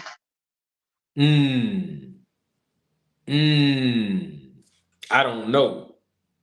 Nato the Great, double salute to you. Thank you for your support and your contribution. Salute. Simple question. If fighters get their eyes checked before fights, would Errol be cleared to fight with cataract? That's a very good question. Let me be clear on this. If any fighter have any vision issues that are discovered by a ringside physician, and when I say ringside physician, I am talking about the medical personnel, the qualified doctor who is employed by that state commission. I can assure you, 9 times out of 10, almost 10 times out of 10, really, for real, 10 times out of 10. But anything can happen, so I'll say 9 times out of 10. that ringside physician who discovers that will not allow a fight to take place, no matter if it's a big fight or a local fight or a regional fight. It doesn't matter. Absolutely not. However, remember, we're talking cataract. So that means a specialist, like an ophthalmologist, have to be involved in that process. So just because someone's a medical doctor doesn't necessarily mean they're qualified. That's why you need certain specialists. That's why certain medical physicians will, give you a referral to see a specialist, right? Because obviously, some of that expertise might be beyond the scope of their knowledge. You know what I mean? So I don't know if Errol Spence, had, cataracts before the fight or not. I don't know. What we do know is that when Errol Spence had a torn retina, the medical physicians and specialists did not clear him to fight. This is where the 9 times out of 10 come in at. And that was the biggest fight of his career because he was going to make way more money fighting Pacquiao than he did Crawford. And I can assure you of that. But with that being said, it didn't make a difference because safety of the fighters is the #1 priority. So unfortunately, he missed that payday to fight Manny Pacquiao, which is why he had to undergo surgery. Okay? So that was a really good question, Nato the Great. Very good question. Some people still didn't even know who Kelly White is. Do your research. Conduct your research on her, please. And some people in the chat said they don't know who Marion Jones is. Conduct your research on her as well. It's all about having an even playing field. Because, hey, they say the performance enhancement is legal. Hey, so it should be no problem. Go ahead, D-Town. You want to say something, my brother? I see Gregory Cutterbomb saying that I don't make any sense. I guess he's saying because I said that Errol Spence made Terrence Crawford go to smack. Now, what do you mean by that? Well, what I'm saying is that Terrence Crawford knew he was going to fight Errol Spence, and he knew that his skills alone was not good enough to beat a bigger, stronger, smart, high ring IQ, technically sound, cut off the ring, all that. Terrence Crawford knew that what he had wasn't good enough, so he had to go and sign up with Victor Conte to do whatever Victor Conte asked him to do before he get in the ring with Errol Spence Jr. So by him alone was not good enough for him to beat Errol Spence. So when I say that Errol Spence made Terrence Crawford go to snap, what I'm saying is that Terrence Crawford didn't believe in his skills, his abilities alone was good enough to beat Errol Spence Jr. Now, Gregory Cutterbomb, I believe he's saying that it don't make no sense because I said that, but I can say the same thing. It don't make no sense when you said that Errol Spence only had a 5% chance of beating Terrence Crawford. I can say that don't make no sense either. I mean, we gave Mean Machine and them a higher percentage than 5% to beat Terrence Crawford, and you telling me that Errol Spence only got a 5% of chance to beat Terrence Crawford? That don't make no sense. I mean, think about it. Everybody that Terrence Crawford fought, we gave them more than 5%. And you telling me that Errol Spence only had a 5%? So you saying Errol Spence is worse than all the opponents that Terrence Crawford fought? Now, somebody might say, well, different styles. But we know Errol Spence's style is better than what is seen in that fight because people are not taking into accountability that it was something wrong with Errol Spence. When we tell them that, they look over that and act like that nothing was wrong with Errol Spence and Terrence Crawford just demolished him. They want to overlook that and just act like that Errol Spence was 100%. See, that alone lets me know that they not paying attention. They just looking at Terrence Crawford beat him and how he beat him. They not looking at what happened to Errol Spence. The reason why the fight went down that way. They're not looking at that. They're just looking at what Terrence Crawford did to Errol Spence. And that lets me know that they're not paying attention. That's all. That was a good point. I mean, if he got a 5% chance of only a 5% chance of winning, I mean, that only proves more of my point that that's why he needs to go to a new nutritionist, if that's true. I wanted to point out something that Marlo said. Marlo asked which he tested positive for. I wanted to educate the people now. It's all about teachable moments here on this channel. So, Marion Jones, she tested positive for EPO.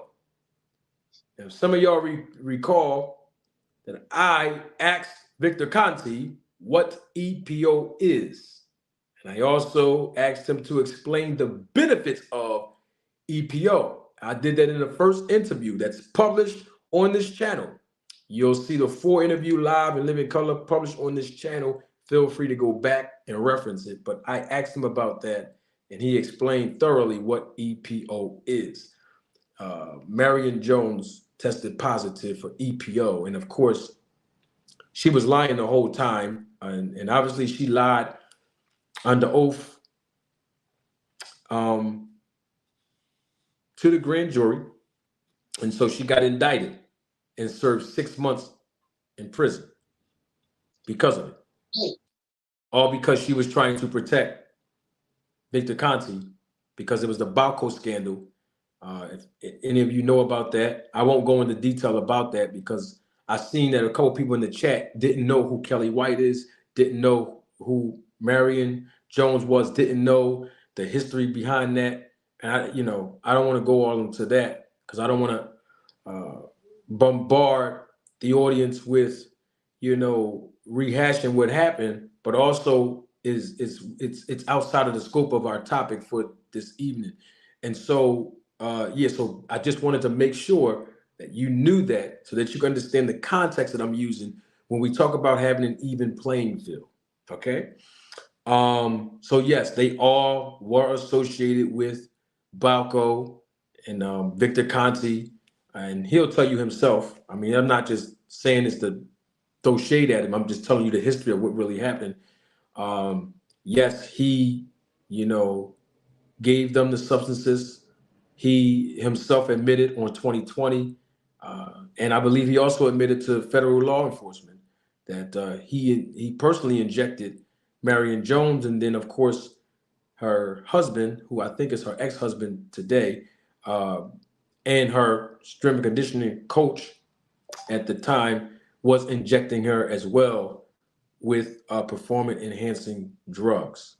Not just her, Kelly White, C.J. Hunter, who was her husband at the time, a lot of people, Chambers, Tim Montgomery. I can go on and on. Barry Bonds through his strength and conditioning trainer, Greg Anderson. I can go on and on with this. But yeah, so that's who Marion Jones is.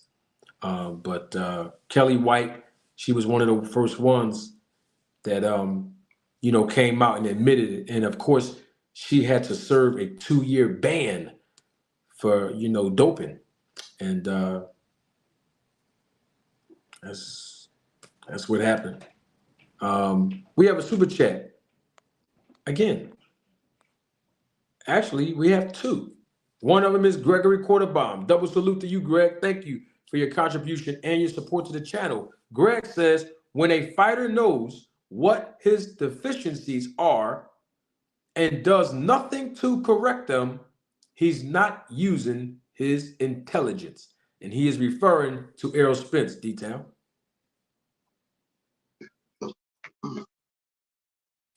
Go ahead, D. Oh, well, first of all, once again, what I just said, that things happen in the training camp of Errol Spence.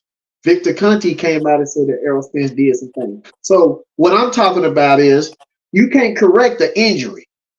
You can't correct a mistake that happened to yourself. We ain't talking about skills. We're not talking about something that Terrence Crawford did by signing up with Victor Conti because he knew that what he had alone was not good enough. We're not talking about that. I understand Terrence Crawford did that because he knew what he had was not good enough. I'm talking about the situations that happened in the training camp and the things that lined up far as his physical.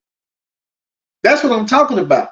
You can't prepare for that. That's just like me go outside and start driving to work and I had a car crash. How can I prepare for something I didn't know was going to happen? That's what I'm talking about. They keep talking about other things. I'm not talking about that. There's a reason why the fight went the way that it went.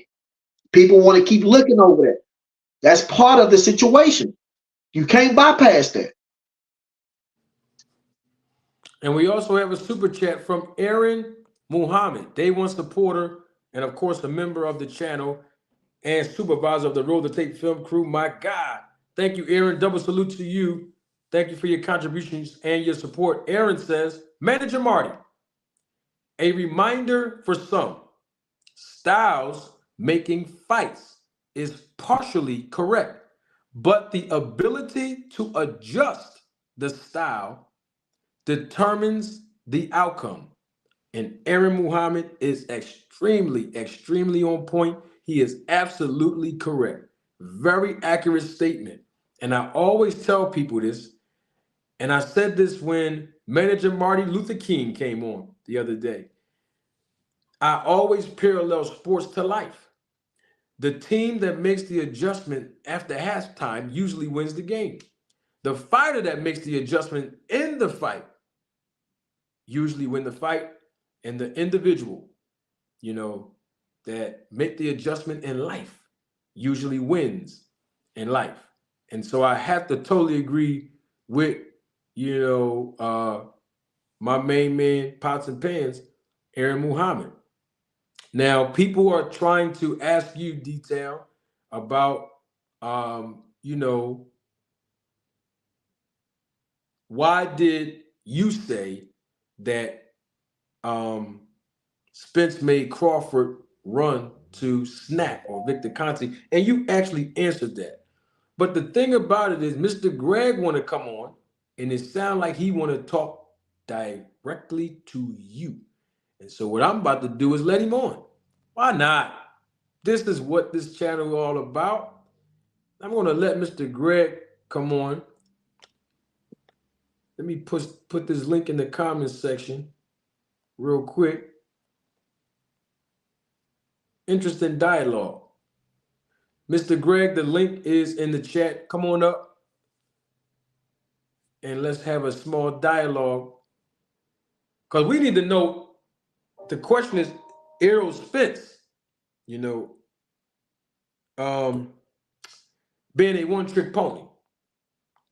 And Mr. Greg is here, live and living color, one of the most honest Terrence Ball Crawford fans that I know. Mr. Greg, what's going on, my brother? How you doing? How you doing, Detail? I think we've had this discussion once before. What I just said about intelligence. We talk about skill sets, right? Part of your skill set is your intelligence to make the right kind of decisions, to know how to use your skills, to know what to do when you're preparing for a fight and when you're in the fight. When you know something is wrong with you and your thinking, what your flaws are, the intelligent thing to do, be it Crawford or be it Spence, is to do the things to correct it. Now, you said Spence made Crawford go over to the snack program to improve. I'm going to go with that with you. I'm going to go with that. If I know that you're bigger than me, if I know that you're stronger than me, the intelligent thing for me to do, knowing I'm going to fight you, I already know how to exploit your weaknesses. I'm going to learn to neutralize what your strengths are. So you're bigger than me and you're stronger than me. How am I going to do it? You got to pick up the phone. I asked Victor who called who. I asked that for a reason. Because you have to know, in order to combat you, I got to meet you where you are as well. You can meet me, but I'm going to be as strong as you. I'm going to be as big as you. See, a lot of the Spence fans who talk about Crawford and talk about Spence, a lot of their comments, be their intelligent ones, be the demeaning him, is colored by the fact that Victor Conte is a part of this equation. Most of you all believe Victor Conte is giving Terrence Crawford illegal PEDs. That's what you just believe. So we on separate islands, and ain't nobody goes from across to the other side. So a lot of your comments are colored by the fact that you believe there was cheating. But you No, not mine. no. I'm not talking about you particularly. I'm talking about Spence fans. Okay. But a lot of that is colored by that. So everything that you say, anything that I say, oh, I'm just, delusional. Oh, I'm capping, et cetera, et cetera. But remember, this was a 50-50 fight, supposedly. And how do you get to be a 50-50 fight? Fighters' strengths and fighters' deficiencies. Both of them had some, but both of them had the one thing that neither one of them had. They had not lost. So what are you supposed to do when you're preparing for that fight? If I got 50% and you got 50%, I want to change the odds. So I'm going to look at why I have only 50% instead of 80 or 90 or 95. That's what I'm going to look at. It's not just it's not enough to me if you're a professional fighter. We're not just on the street on the corner taking our jackets off and throwing down. We're professional prize fighters where we fight for a living. And there's other people who also make money with us. There's other people who train us in different areas, including nutrition. I want the best nutritionist. I want the best strength and conditioning coach. I want the best trainer for me.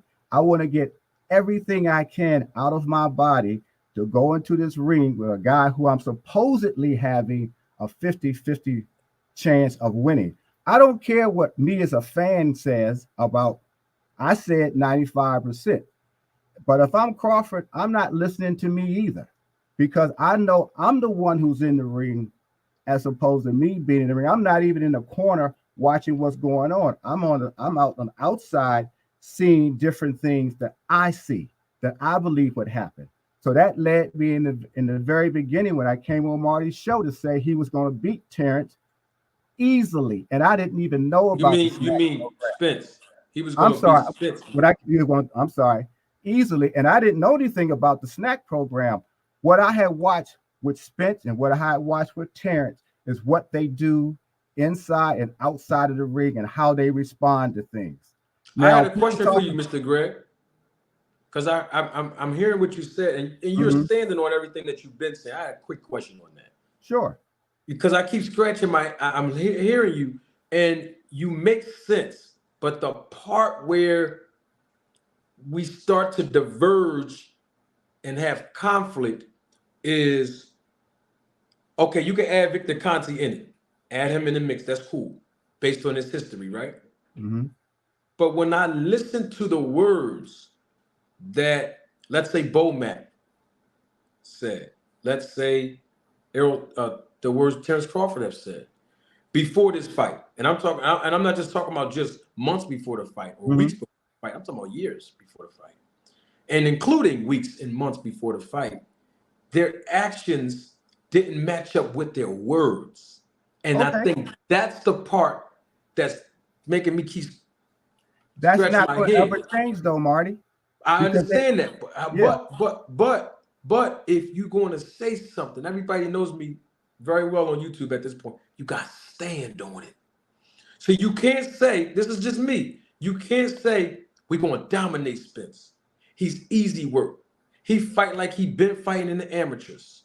When I beat you, they gonna say I was too big for you. When this happened, they gonna make an excuse and say this. We can't get the fight because we on the other side of the street. These are things that was said. Oh man, you ain't gonna do nothing. You just a one-trick pony. But all that was said though with the wordplay, and that's good. I think it's good for boxing. I think it's good for business. But y'all didn't stand on that. Y'all picked up the phone and called. Y'all picked up the phone. Hold up. Y'all picked up the phone and y'all called this guy. And you did the right thing. Am I being held? How is that the right thing? If you have an issue with your body, who do you call? Not him. Why? Don't call. No. Him. Why? Because your character is going to be in question when you call him. Your character's going to be questioned, which I have already acknowledged. He's still not with somebody like a Larry Wade or Robert Costa or somebody that's a but listen to what I said. He knew his character was going to be questioned. I've questioned it, but nevertheless, he still made You the cool, call. Mr. Greg? You You know you're heard not me cool say with I that. didn't like that he called Victor Conte. You heard me say that. Yes, but And I'm you just heard me saying. say I wish he Yes. did not do it. But nevertheless, Yes. he still did it. So you have to deal with the fact I can't be held accountable, or I'm not going to be held accountable for what they have said. No, But I'm not holding you accountable for that, I'm Greg. going to look at what they did and why I believe they did it. So that's where my argument is always going to come from. We're going to always have disagreements, different opinions, but my opinion still stands as well. But Some you said things that who?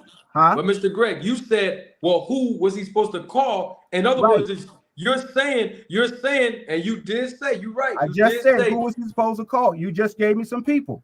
but I'm just So saying. if he had called them, would he have and got the exact same kind of program? Would the arguments and the debate be the same? Well, that's being hypothetical. The thing I'm exactly. trying to, but Exactly.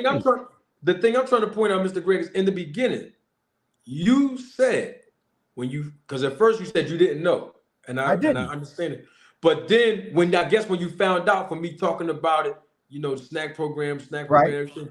That is Once when I you found realized it, and then you start realizing who Victor Conte was with his history and everything, Mhm. even you said you had the side eye against, and I still do. I have the side eye about the other things comments. Right. I the still other got the things. side about that. That hasn't Right. changed either. That's why I wanted to come on. But where somebody will be confused, that is, if you say you got the side eye, but then you say, well, who else was the call? That sounds like you are Because I acknowledging wanted to that know you're some okay other with it. names. I wanted to know other names. Well, I'm sure. Not that he didn't have any other choices. I just wanted to hear other names that he was going to call, that he could have called. You said some, and that's why I was going to say, if he had called that person instead of Victor Conte, would there have been the same debate? He could have called me. And No, I don't know. I get And that. guess what? And I'm not even an expert. I don't know nothing about strength and conditioning, none of that. But he was better off calling me than calling him. From a reputational point of view, I have to agree with you on that. Yeah. But again, what is the snack program that as we now come to understand it? Because when y'all talk about when Spence fans, not all of them. Don't do this. I can't speak for Spence fans.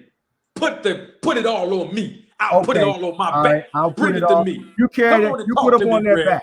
When you look at the snack program, do you see the snack program as an illegal PED program or not? I will tell you this. I don't know if it's legal or illegal. So you're on the fence. However, the practices, see, this is where the waters get murky. Mm-hmm. The practices that I see with my own eyes, the practices and behaviors, I'm not talking about the fighters now. Let's be clear. The practices and behaviors that I see look similar to the program of Balco to me. Okay. Now, I'm not saying that it's illegal. I don't know if it's illegal or legal. I don't think that's fair for anybody to ask anybody that's not even an expert. You're saying it looks like an illegal program. You are saying that. But it's based on behaviors. And let me give you an example. I have to clear my name before a lawsuit comes to me. No, it's not you. It's not you, Greg. Because we got the same people that's been sent over here to spy on me and watch me. I already know they're watching me. So now I got to clarify it now. I have to clarify it now because I've already shown similarities. Let me give some classic examples. Number one, I want people to understand I'm not accusing nobody of anything. I'm telling you what looks similar to me. I'll give you an example. In 2012, I'm going to give you all public record stuff so it won't be no assumptions or my opinions. In 2012, Alex Rodriguez came to the offices of Victor Conte. Why am I bringing that up? Because I brought it up to Victor when he was here, and he confirmed that. Mm-hmm. He was escorted and picked up at the airport by Bill Romanowski. Now, that's not even the point that I'm making. The point that I'm making is that when Alex Rodriguez got to the offices of Balco, now remember, I'm saying Balco, but it's not really the Balco lab because this is after Victor Conti had changed his life around. This is in 2012. Hear me out now. When he got to Victor Conti's office, Victor Conti himself said, he said it, that Alex Rodriguez immediately gave up blood so that Victor Conti can perform a comprehensive blood test. And he was also given legal supplements, correct? Mm-hmm. Was A-Rod found guilty of doping after that? Yes or no? I believe he was. Okay. Now, I'm not even talking about his doping. Hear me out. I hear you. When Terrence Crawford called Victor Conti, he's here on this channel. This is all public record now. He said that when Terrence Crawford confirmed with him that he's in and he wants to be in the program, the first thing that he did was he gave him a comprehensive blood test. Okay. I'm gonna go travel back before that on Graham Basinger's interview with Victor Conti. I played it here weeks ago.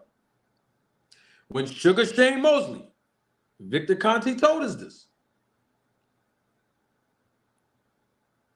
Sugar Shane Mosley came to the offices of Victor Conti. Now, this is the actual Balco office, 2003. The first thing Sugar Shane Mosley had to do when he got to the office was be subjected to comprehensive blood testing. My point is, this is always, I'm talking about behavior patterns. This is the behavior pattern of Victor Conti. When you first encounter him, you got to give up the blood. So I'm just saying that happened Balco, and it's happening today. Now, it doesn't stop there. I'm just talking about similarities. Similarities where somebody can say the same similarities, though. I don't mean to cut you off. Hold on. Okay. Now let's get back to the comprehensive blood testing, bro. I asked you and Jamil from YSM. Y'all were on this panel.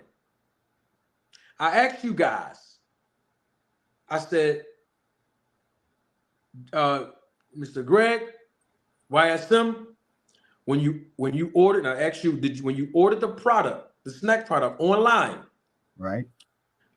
Did you have to fill out some documents to show your medical history, or did you have to send in blood results, or were you asked to give blood tests or anything like that? You told me no. YSM said Victor Conti's personally sending him or shipping him or mailing him the products. I asked him, was he equally subjected to providing his medical history and or blood tests and all that stuff? Y'all both told me no. No. The reason why I asked you that is because Victor Conti was in this chat. Right. And I put it on the screen. I put what he said on the screen before I asked you. And Victor Conti said, because somebody asked him in the chat and he answered, I put it on the screen. The question was, does the athletes that work on the snack take the same products that we can buy online? That was my question. That was your question? That was the question. That was the question I asked. What was his answer, Greg? He said yes. Okay, then. So if that is the case, which I believe it is, because you told me that was your question, that was his answer, and your answer to my question about you not having to give your medical background up. So why is there a difference? I'm just giving you what I'm saying. There should be the same. This should be the same thing. If you can order the product online and you don't have to give up comprehensive blood testing, but if the athletes are ordering the same product or getting it from him for free, they have to give up blood.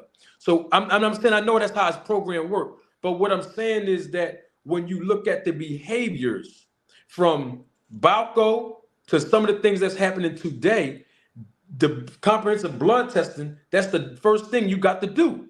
That's a fact. Now, I'm not accusing. I'm just saying that's the similarity that can trigger a memory. You were accusing. No, it's okay. I'm not saying you are. I'm just trying to clear it because I want people to understand why I said what I said. Because what happens is it gets lost in translation, and I get held accountable for words I don't say instead of words I say. Because you asked me, do I think it's illegal? I don't know if it's legal or illegal. Well, let I'm me not give an you my expert. words again. Huh? I said, let me give you my. Are you? I didn't mean to cut you off. No, I'm not done. Okay. Yeah, it's cool. I'm gonna let you cook. Now, another similarity. I asked him about Alex Rodriguez. Same interview. I asked him about it. Alex Rodriguez, and this is public record. I'm not making none of this up. Alex Rodriguez was able to get a therapeutic use exemption, right, from a medical physician to be able to prove to the MLB that his testosterone was low, which justified how EPO, HGH, and all of those things, were in his system. I asked Victor about it. He said that he didn't. He said Terrence Crawford didn't need one, but he did say 2 or 3 other fighters that he worked with needed one, right? And then he also stated that Terrence Crawford did have to get a prescription filled. I think he said because of he said Terrence Crawford had to get a prescription for over-the-counter iron pills. That's what he said. So what I'm basically saying is he has a doctor. He had a doctor before. Somebody can misinterpret this and say, wait a minute. Well, we know that Alex Rodriguez and some other athletes that worked with Victor in the past, they use that loophole to get the prescription to, be filled and get the board of the doping agency to basically approve the exemption. And then now the doping happens. And we heard that happened. Now, let me give you another thing, since we're talking about the similarities, right?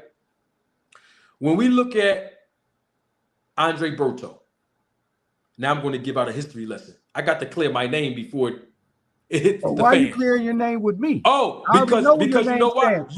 No. I'm not just doing this for you, Greg. Why you trying to asked clear it with me? No, listen to me. I'm talking to everybody that's watching me live in the replay. Because they all watching me. So now they're going to understand why I say what I say. Now, I'm not just talking to you, Greg. You asked me a question, and I want to clarify my answer. Because I don't want nobody to say, oh, he's thinking it's illegal. No. Hear me. Now, Andre Berto, he tested positive for a banned substance. Right. The banned substance that he tested for had traces of nandrolone. Correct? That's correct. Now, that was in 2012. There's a similarity with that. The similarity with that is, and hey, this public record is on a Netflix documentary. Barry Bonds tested positive for nandrolone.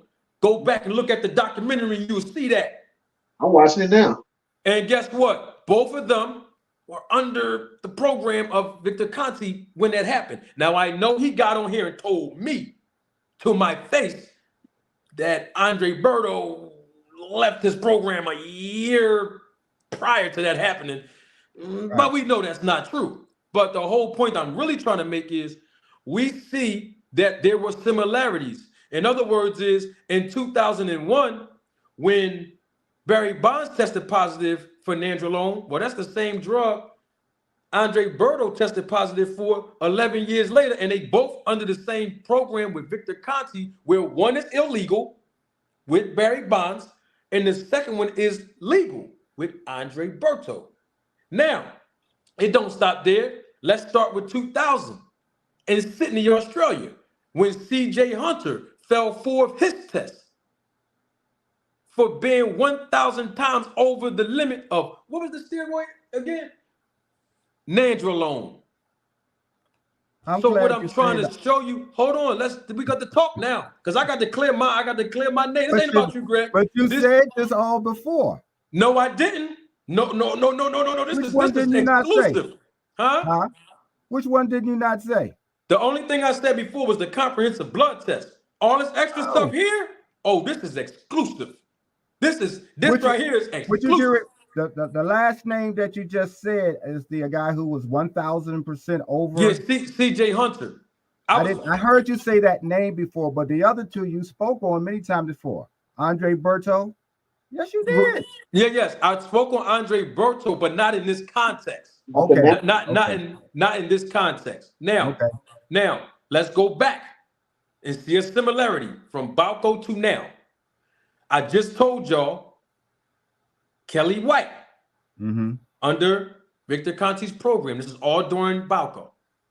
She was competing in a 300-meter race with Marion Jones. They both were competing in the same race against each other, and they both were under the program of Victor Conti, and they both were doping.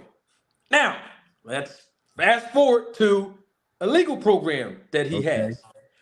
Terrence Crawford and Sean Porter both was with the SNAP program. Okay. So what I'm saying is there's similarities from what was going on at Balco that's happening today. So if somebody is like, I don't know if it's legal or illegal, but we have some questions or have some suspicions. These are natural things. I brought up everything that I said was. But that has been established. No, it hasn't. It hasn't been. Who hasn't been established with? The fact that there's suspicion. No. The stuff that I'm saying to you right now has not been established, that there were similarities. I only brought up 2 points the first time that I brought up the similarities. And the only thing I mentioned that's different from today was the 3 things I just said. The first thing was the comprehensive blood testing that all the athletes got to do when they meet up with Victor for the first time. That's something that happened before at Balco, and that happens now. Everything else that I said, I never publicly said those things until this minute. Even without the similarities, there was always going to be, and there will always I can't be. speak, but Greg, I can't speak But we talked about where I'm speaking on now.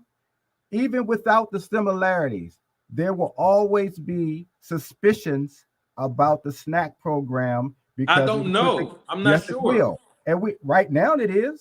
Well, nobody was talking about it before I got on YouTube, so apparently it wasn't no suspicion about it. Well, because nobody was paying attention at the time. Why not? So I don't know. I didn't know. And most people didn't. Most people didn't say nothing about it. But once it's been made aware to me, because it's me talking again now. It's just like I said, me talking. Once that became known that just the fact that Victor Conti was involved automatically brings about the suspicions that is going to always be there because the fight has already happened. Right. So can I give you one more similarity real quick, Greg, before I forget? Okay. On the Netflix documentary, we've seen this. We've heard Victor Conti. I actually asked him about this on this channel, second interview, about branding, his marketing strategy. Basically have the athletes wear the paraphernalia, the apparel of Snack, right, when they're on the program. Well, he was doing that during the Balco days. And according to Tim Montgomery and the Netflix documentary, his words, not mine, Tim Montgomery said that he was just branding his product by having the athletes that's working under his program wear his apparel to get the natural, ordinary man or woman to believe that we were taking the products you can order online or get from a GMC store. But the truth of the matter was we were actually doping. This is Tim Montgomery words. That's not me. What I'm saying is that's a similarity to now. I'm not talking about the doping part. I'm talking about the branding strategy where the top athletes are wearing the apparel that's in the program. And then obviously it's attracting more people to buy the supplements online. Now, not only that, but Victor Conti said it himself in the Netflix documentary, and he said it in previous interviews. That's another similarity. And that is he only worked with certain athletes back then that was ready to compete and break records. And we see today in boxing, he's working with certain athletes who are capable of doing the same thing and who has. Like when Tim Montgomery and Marion Jones broke records, so did Terrence Crawford, so did Devin Haney. Hold on, Greg. This is not about you because you brought it to me. So hold on, Greg. You brought it to me. Now I'm clarifying it to everybody. So it won't be no more questions about it. Now, I hope not. there are certain similarities that we've seen during the Banco days that we see today. And I wish anybody disputed because everything I said is public. See, I ain't giving you no opinion of mine. This is all public record. And if Victor Conti was here in the chat, or if he was here live, I would have him say, Victor, you got to be honest, brother. These are similarities, and I'm sure he would agree with me. But who would disagree with you? I don't disagree with you. Well, I can assure you. Hey, listen here. When this live go off, I can't wait till you read the comments of this. And guess what? I'm sure they said all kind of crazy stuff. Hey, this live might not even get put up all the way. It might get struck because of what I just said. I hope not. Well, that's been going on for the last week and a half, so I ain't gonna stop telling the truth. You been struck down? Huh? You been getting taken down? Oh, they limit the monetization. They limit the monetization when I talk. But guess what? Oh, don't be sorry, because I ain't doing this for the money. The truth is, everything I said is true. Everybody can look it up. They're not taking it down though. The information is still going out. I mean, we don't know. It's not being monetized. Oh, well, after the day, we don't know what's going to happen detail. I'll still say somebody got to send me some super chats because they about to shut Manager Marty down. Help the brother out. Help the black man. Please help the black man. Well, let me finish up. I will always say, all right, can I say something real quick, Greg? Real quick. It's your show. Real quick. I had a question. Do you see the similarities that I'm talking about? I saw the similarities all along. All right, hold on. Let me ask detail. Detail. Do you see the similarities that I just talked about back in Baco's similarities to now that's happening now in boxing? Yeah, I see the similarity. But see, I want to say something. You can't see the similarities without knowing what they are. So if we didn't know what they were or what they are, then we couldn't see it. So now the information has came out since Manager Marty and other videos, like me or whatever. Now we see. Before then, many people, now don't get me wrong, the documentary, a lot of people seen it. Matter of fact, I'm watching it today. This is my first time. It's on pause. So a lot of things that Manager Marty is saying, I heard him, but now I'm going to watch it. So that's all I want to say. But I'll say again, if you was here during the height of the Balco scandal, which I was, and I'm sure the two of you were, I think the two of you were during that time. Mm-hmm. The fact that Victor Conti was involved for me was enough to be suspicious without even having to examine and break down each and every similarity. That's going to be a suspicion that's going to always be there because that fight has happened. And as I said, you're either going to believe that Terrence cheated or you don't. It ain't going to be no either or. You're either going to believe it. You can be suspicious, but you're either going to believe he did it or you're going to believe he didn't. So that's why does it have to be that though? Because everybody has an opinion.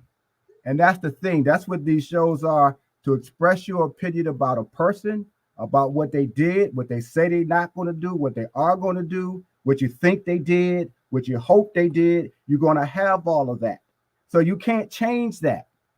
This is human beings. Just come with it though, Greg. You're going to take a position on everything in life, whether you like it, whether you like what you're doing or not. But Greg, you said that, even Crawford and even Victor Conti came up here, and even he said that apparently, his words not mine now, he said apparently the risk that's involved for them to, get scrutinized for dealing with me, apparently it wasn't greater than the rewards. But didn't I say that everybody got to deal with it?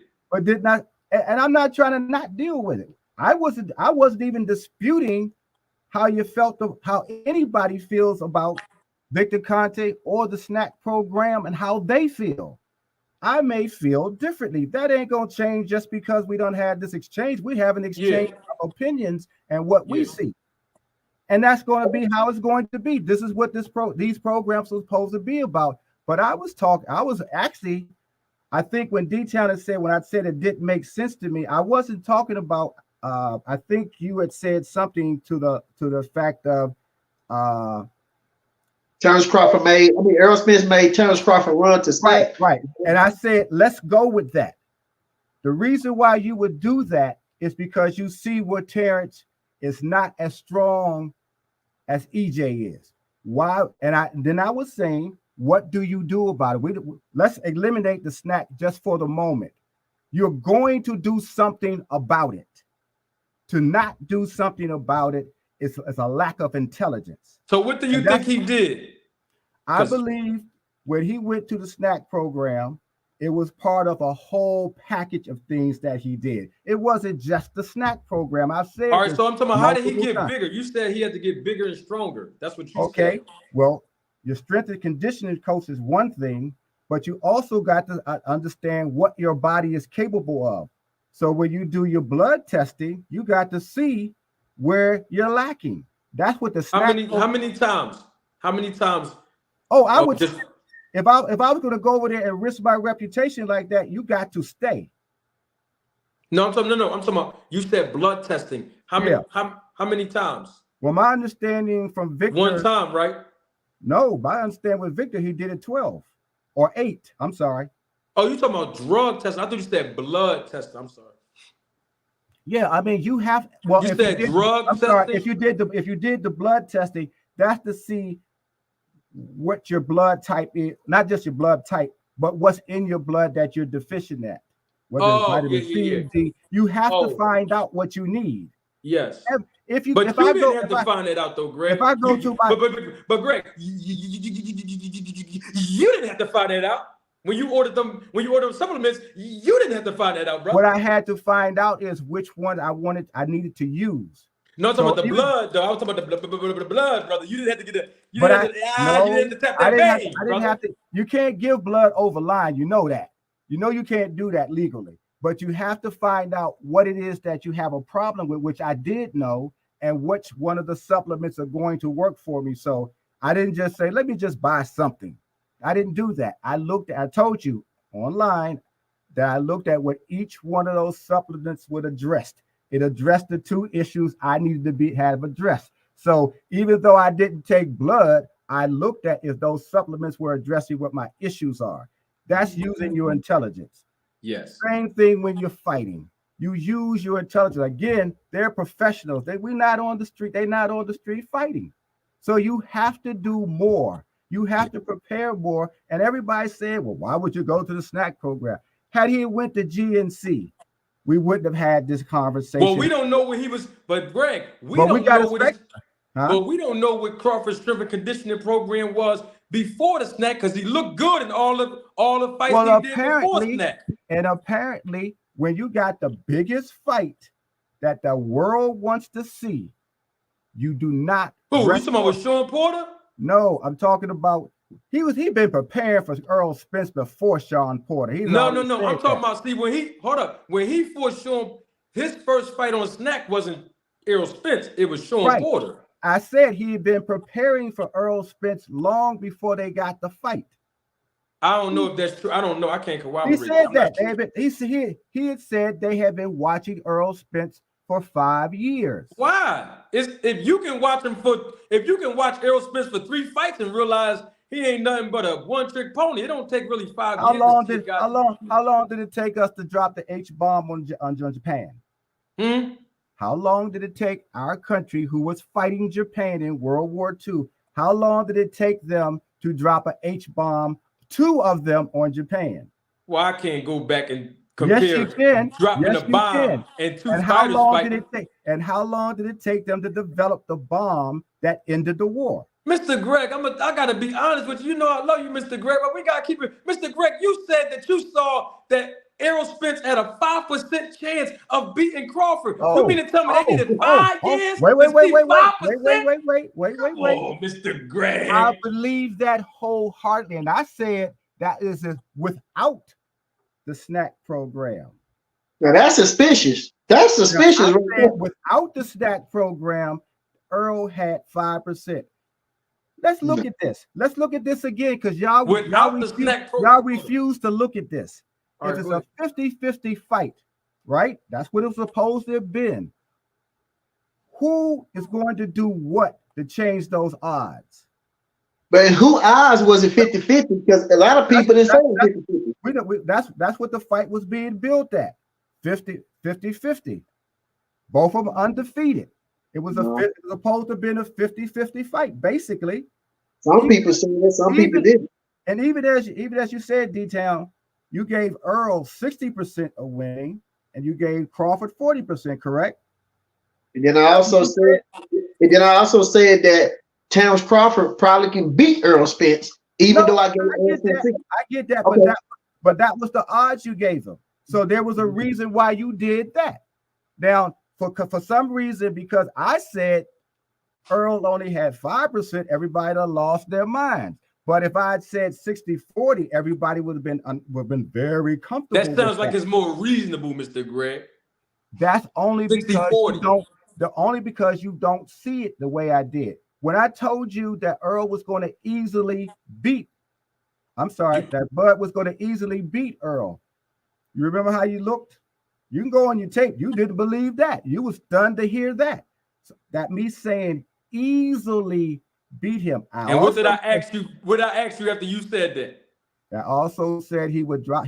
I said there will be some knockdowns and that Bud might get knocked down. I also said that Earl would have to keep coming forward and Bud would stop that. Yeah. Didn't I say? I know I'm paraphrasing some of the words. No, you said that. I said those particular things, and everybody was looking at me like I was crazy when I said that. Now, when we saw the fight, it was even more than what I said. Yeah, it surprised you, didn't it, Greg? Oh, yeah. Yes, it did, my brother. Because I thought it was going to be a 12-round fight. Why did it surprise you, though, Greg? Because I didn't expect Earl to be stopped in the first round. Earl got stopped in the first round, to me. When he got hit with the 2 shots. The second round. And then no, I'm not talking about the knockdown. I know the fight went up to the 9th round, but to me, the fight was really won from that first and second round. That's my feel. That's my opinion. Well, that's not true, Mr. Greg. That's not your opinion. That's my opinion. No, it wasn't. In Mr. the first Greg. round, Earl did the one thing that we've been saying was not the one thing, but one of the things what we said was his flaw. He's kept his head on the line. You got to expect you're going to get hit. Mr. Greg, I'm confused. Okay, do you understand what I'm saying? No. Yeah, I'm doing this again. Okay, I'm losing my hair anyway, but I'm doing. Okay, here's the thing, Mr. Greg. You said in the first or second round, you knew the fight was over. Right. During that time. Right? Mm-hmm. But just yesterday, Mr. Greg, you said before the fight even happened, the man only had a 5% chance. Mr. Greg, which one is it, Mr. Greg? What's different? I said the man didn't have a shot. The man didn't have a shot at all before he got hit in the first round. Before the stack program was known, Earl had a 5% chance. Okay, that means 5%. So you got to be doing something immediately in the fight in order for that to be right. But Earl didn't have 5%. That means Crawford had a 95% chance of beating this guy before he landed one punch on him on the first and second round. That was my feeling, though. That was my feeling. You can't make Crawford think the same way that I do. No, I'm talking about you said first. I said in the first and second round, you knew the fight was over. I said this is over. Right, but before that, you said that he only had a 5% chance winning before he stepped in the ring. What's the difference? Because he got hit, and that made you say it's over. Who got hit? Spence. Who got hit? Spence. Exactly. But you said before he got in the ring, he had a 95% chance of actually losing before he even got punched. Right. So where's the problem at? Nothing. You never gave the man a chance. I gave him 5%. I gave him 5%. A lot. Listen, what y'all don't want to understand, what y'all don't want to do is you want to put up a lot of unnecessary smoke screens where you pick and choose some of the things you don't like that Terrence did. No, I don't mind. I don't do that. No, I'm not talking about you two. I'm talking about Spence fans because I'm looking at what Two Cents saying. Can I read a super chat for you? Yeah. All right.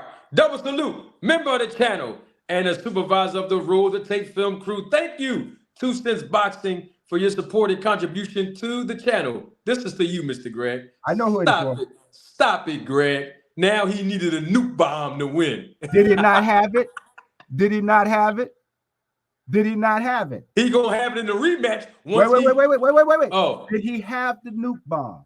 who? Errol Spence? Terrence. Oh, he had a stack program in there. You call that the nuke bomb today? So I think that's what 2 Cent was saying, that Terrence needed the nuke bomb to win. Oh, she's talking about the snack program? Yeah, she got to be. And he had it. All right, look, I got to read one more. Yeah, definitely read that. Double salute to Lifeline Music, my God. Thank you for your contribution and your support to the channel. Always a pleasure, Lifeline. Bud chose snack to help him get bigger and strong enough to defeat EJ clearly. Bud knows that EJ also beat boxers who were considered, quote unquote, more skilled. Spence will be on an even playing field in the rematch. Those were the words of Lifeline Music, and I will have to reiterate this for the new audience. Those were great words. He will be on an even playing field in the rematch if he hires a new nutritionist, and I'm being very specific. I know he needs to hire Angel Memo Heredia. Oh, now, yes, let's get back to where I was really going. Oh, I know you want to get back to what you want to get. No. You don't want me to talk about it. No. That was good. Come on, Mr. Grant. No, that was good. That was good that he's going to get somebody that's on a. Oh, no, I don't know if he's going to get him. If he's going to, but that's good. But what he said was what I just said. If you're smaller and not as strong, you got to be big, just as strong and just as big.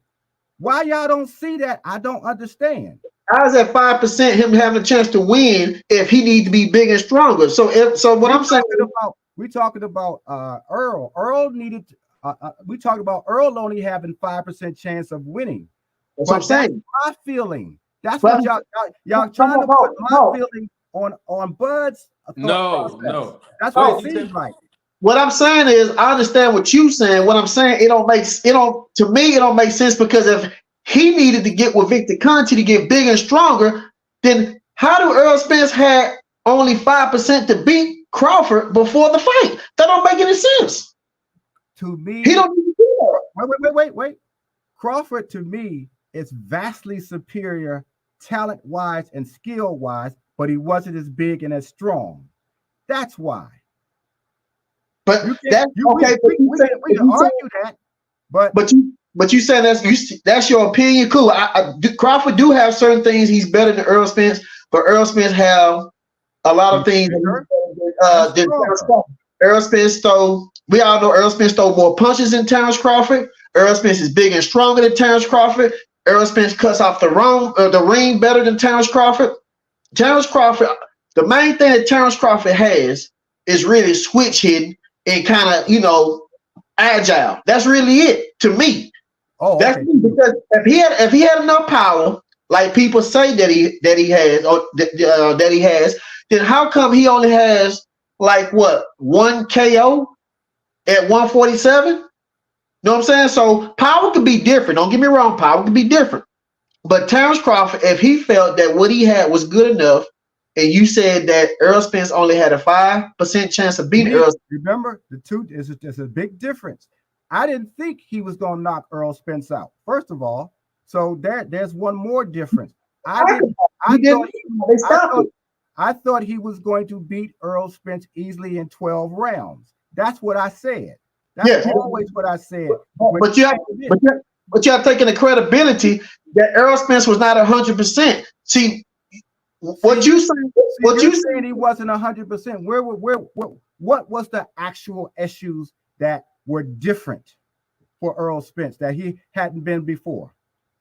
Well, first of all, we just go name what people were saying. We're gonna name. Okay, first of all, they said that as far as Blu-ray said that Errol Spence had a situation that went on in the training camp, and I did a video showing that Errol Spence had a bulge on his side, and word was that he had a rib injury. I don't know for a fact. I don't know for a fact, but that's what Blu-ray says. Somebody who knows Errol Spence. Now he said that it was a situation in a training camp. He never said a rib injury, but then also we were saying that the weight played a part in it because Errol Spence was talking about the weight since way back in Mikey Garcia, and we all know that Errol Spence wanted to be undisputed. So Errol Spence looked over the weight issue that he had and say, you know what, I'm just gonna go in there and get it. Then also, like Victor Conte said, that Errol Spence ran that mile or whatever going up, or 2 miles, whatever the case might be. So what I'm saying is anybody who know Errol Spence and watch Errol Spence knew that Errol Spence before the fight looked like that he was off.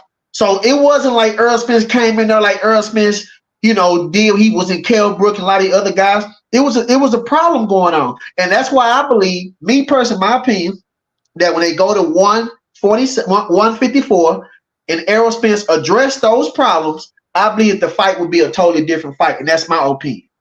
Here's what I'm thinking. Here's what I believe. This wasn't the first time that Errol Spence had a weight issue. It wasn't the first time. This wasn't the first time that Errol had been out of the ring for a long period of time. This wasn't the first time, in my opinion, that Errol cut corners in his training, which to me led up to him doing the 4 days before a fight, running the 5 miles. All of these things were not the first time Errol has done this. This is not the first time that Errol had to be told to keep his head off the line, et cetera, et cetera, et cetera. The bottom line is Errol is a good fighter who's flawed, and the biggest flaw he has is in using. I don't believe he doesn't have it. It's in using his intelligence in the ring and outside the ring, because outside of the ring is where you get prepared to get in the ring. All of the things that he has done to himself were bad.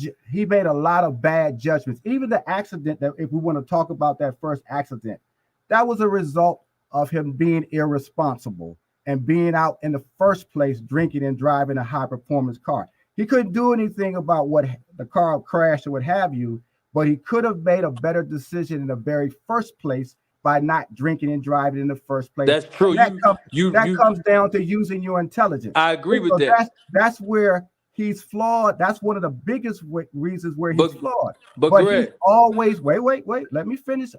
He's always won in spite of the things he does wrong, in spite of the mistakes he makes.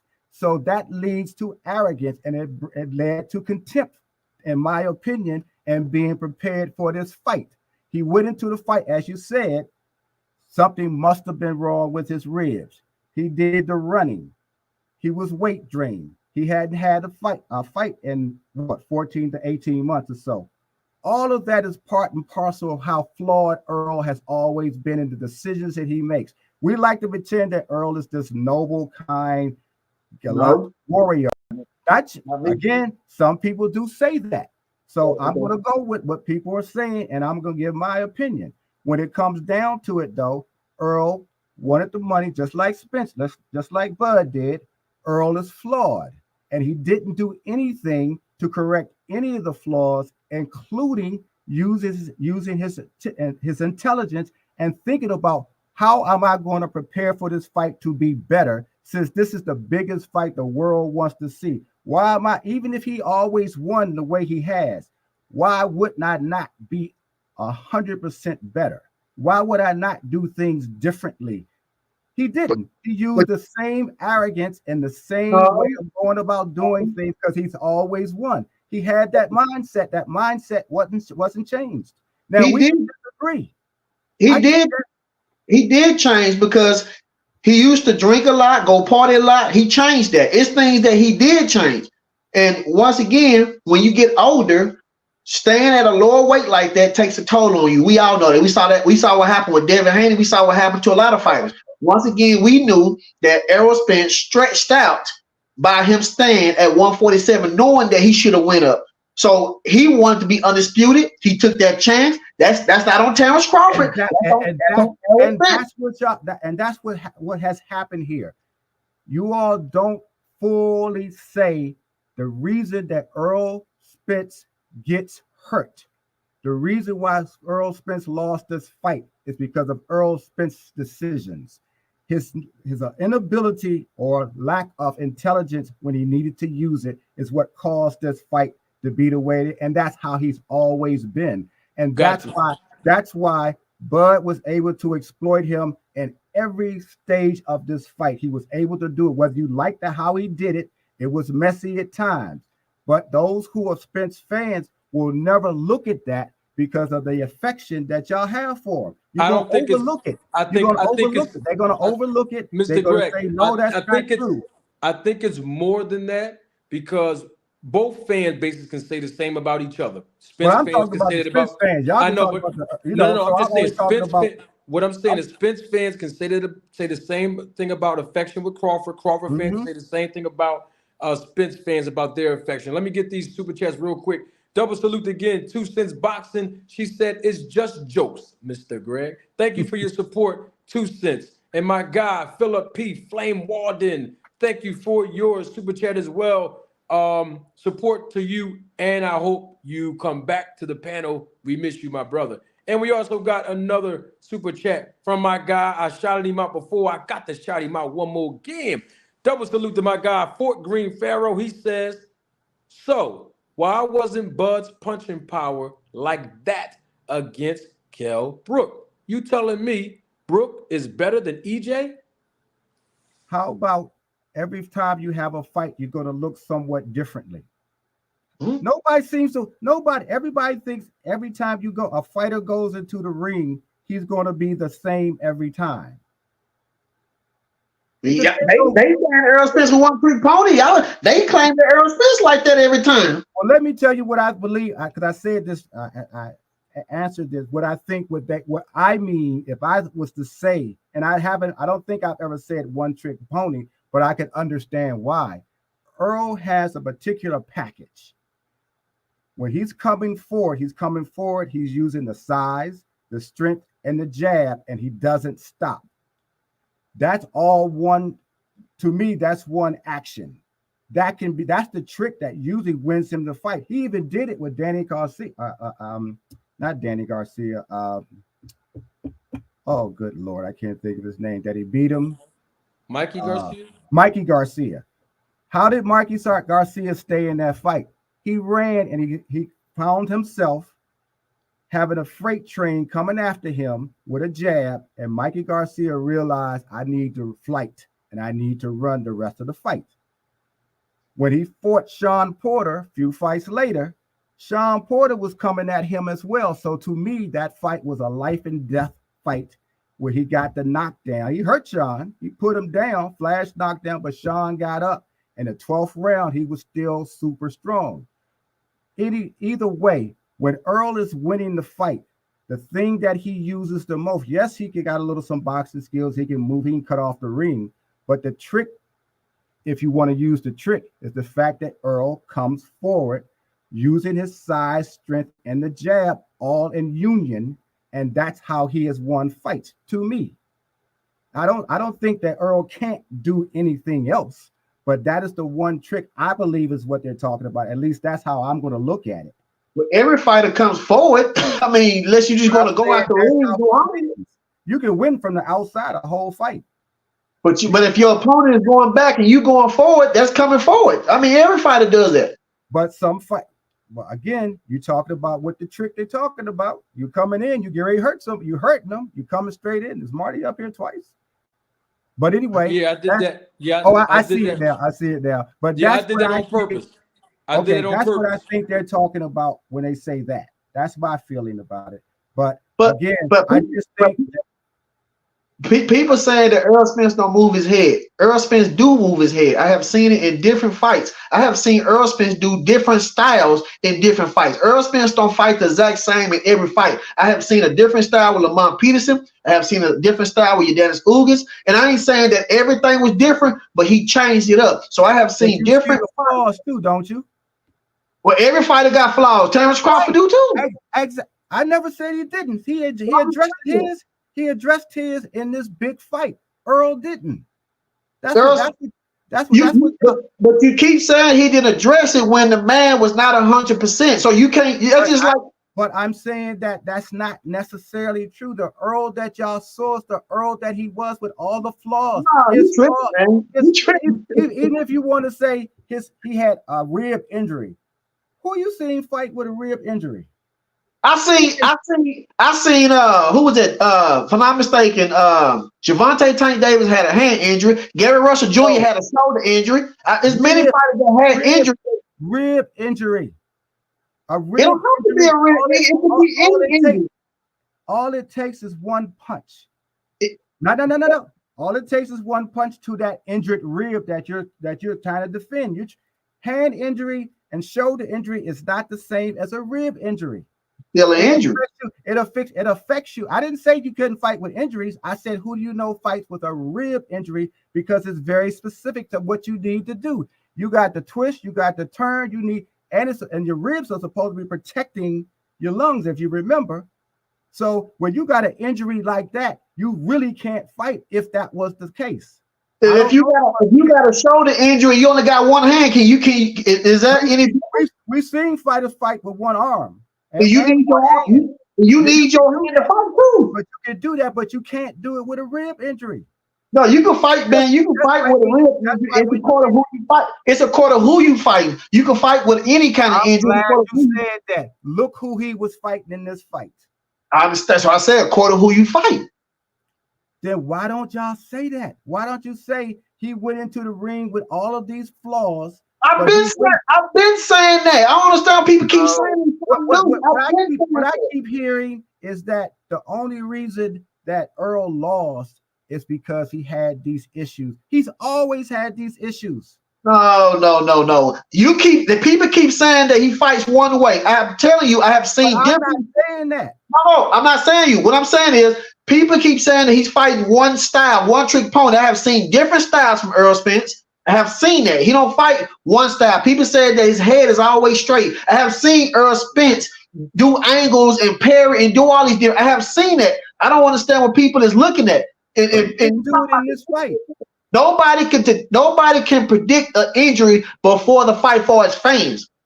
And Errol Spence and them, of course, they probably knew it, but they're not going to cancel the fight. It was a big fight. And you know, many fighters go in the ring with an injury just assuming that they're going to win. They didn't think Terrence Crawford was going to be like that. You know what I'm saying? For dealing with Victor Conte and snacks like that. Wait, that's where you're wrong too. They knew that Terrence was over with Victor Conte. No, I said the performance that he had. That's what I'm talking about. Not him being. What they expect then? If you went online as EJ did to criticize and demean Victor Conte, and that I'm not defending Victor, but if you're saying the things that you say about Victor Conte, knowing that your opponent is over there in his camp training, what did you expect? Nothing. I mean, Errol Spence is not over there. I'm talking about Bud was over there. No, what I'm saying, Bud was over there. You saying that what Errol Spence expect by Bud being over there? He don't know because he's not over there. He don't know what he's taking. Why is he calling him a cheater when he knows he cheats? It don't matter. You don't know what they're taking. You don't know what they take. If you're accused of cheating, which is what a lot of this conversation is about the snack program, so you have to assume, so everybody assumes, or you have to surmise that if Bud is over there, Bud is being fed, because you said it yourself that Bud is being given something else besides what I get. So yeah. you're implying he said that. He said I'm taking that too. What I'm because he said he gets the snacks in the back room. So that Crawford said that I'm taking stuff that other people are not taking. But before Crawford ever said that, you said Crawford is getting the snacks that's in the back room. This is before Crawford. I was being funny on something. I'm sorry. Because I was saying that I was talking about like on the movie, how they have that back room in the very back and they got that X on and say beware. I was just being funny when I was. Then I apologize, but I took what you said as being that you were being serious. Okay, I apologize that. And even if you believe that, that's okay too, because this is what we're supposed to be able to do. The bottom line was, where I see it, I was more right than those who said that Earl was going to beat Spence, going to beat Bud, and I was more right in the way I said it was going to happen. Now we can argue about how it really happened, what's really supposed to happen. But from what I had observed about Crawford, what happened actually happened. So if there is going to be a rematch, I hope we ever get a chance to talk about that down the road if it ever happens. I don't think, in my opinion, that the snack program actually, based on what I think of Errol, is going to do him any good. That's my feeling about it. I put it like this. I put it like this. If I would have known that Errol Spence had an injury and these things had happened to him, I would have said something totally different too. But I didn't know. So I assumed that if Errol Spence went in there, 90 or 95, that was what I thought. But evidently, that's not what happened. So we all assume that Errol Spence is going to be on top of his game. Terrence Crawford will be on top of his game. We're going to get a fight. But that was not the case. You know what I'm saying? So, of course, yes, you're right. Terrence Crawford did what he did to Errol Spence, and that's what happened. So where are we? How are we going to get to any consensus? Because nobody agrees on how this fight played out, what happened, who did what. How are we going to ever? I don't think we ever going to, and that's okay. I think next year we're going to be saying the same thing about this fight because it's already happened. But my question now, moving forward, if I could for a minute, how do we get to a consensus? How do we find? Go ahead. How do we find a way? Go ahead. Hold on. Yeah, hold go on. ahead. Go ahead, Let me be quiet. My deal is, in this rematch, we know a lot now. We got information. We got data, whatever you want to call it. We got this. They're in a higher weight class. Both of them are able to put on 7 more pounds at the weigh-in and be able to go up. Now we know that the things that Terrence Crawford is taking and the things that Victor Conte is doing for his fighters, they gain weight more easily. You know, like Devin Haney gained like 25 pounds the next day or whatever. So we got information. And all Errol Spence can do is prepare the best way that he can, make sure that he don't have any injuries, make sure that he do everything that he need to do. And I believe in this next fight, it will be different. Now, I'm not saying that Errol Spence go win. I'm not saying he go lose. But that fight we saw last year ain't gonna be that same fight. And Terrence Crawford know that. So me personally, I just want to see the rematch. I want to see the preparation of Errol Spence. I want Errol Spence and Terrence Crawford both to be at 100%. I don't need one handicap. No, I want both. And if it don't happen like that, it's just what it is. But for me, I can't wait to see the rematch, and Errol Spence and Derrick James know what they need to do. You know, do you see where Bud already has some advantages? Well, I see advantages for Errol Spence and Terrence Crawford. You know, do you see what Bud's advantages are going up to 154? They're the same advantages that he had at 147. He just got more weight. No, here's what I'm saying. Bud is coming up to 154 probably at some point. I don't know whether it'll be the rematch or not. But Bud has the experience of coming up in weight. This will be the 4th time for him to come up in weight. So he does know how to put the weight on properly, even before Victor Conte. So he's going to put on more muscle mass. As you know, because you fought as well, your muscle is a lot heavier than your fat and sometimes even the water weight that you may have. So he has that advantage. The other advantage is that he's done dropped EJ 3 times. So EJ has tasted the canvas 3 times as a result. And the third one is that he's already been beat. Now I said all this before, and I also say for EJ, he now knows he can get up because he had never been put down before. And you really don't know until you get put down. He got put down 3 times. He got right back up and he started fighting. So that's a psychological thing for him, for EJ. But for Terrence, he has those advantages because he's going to take all of that into this new fight.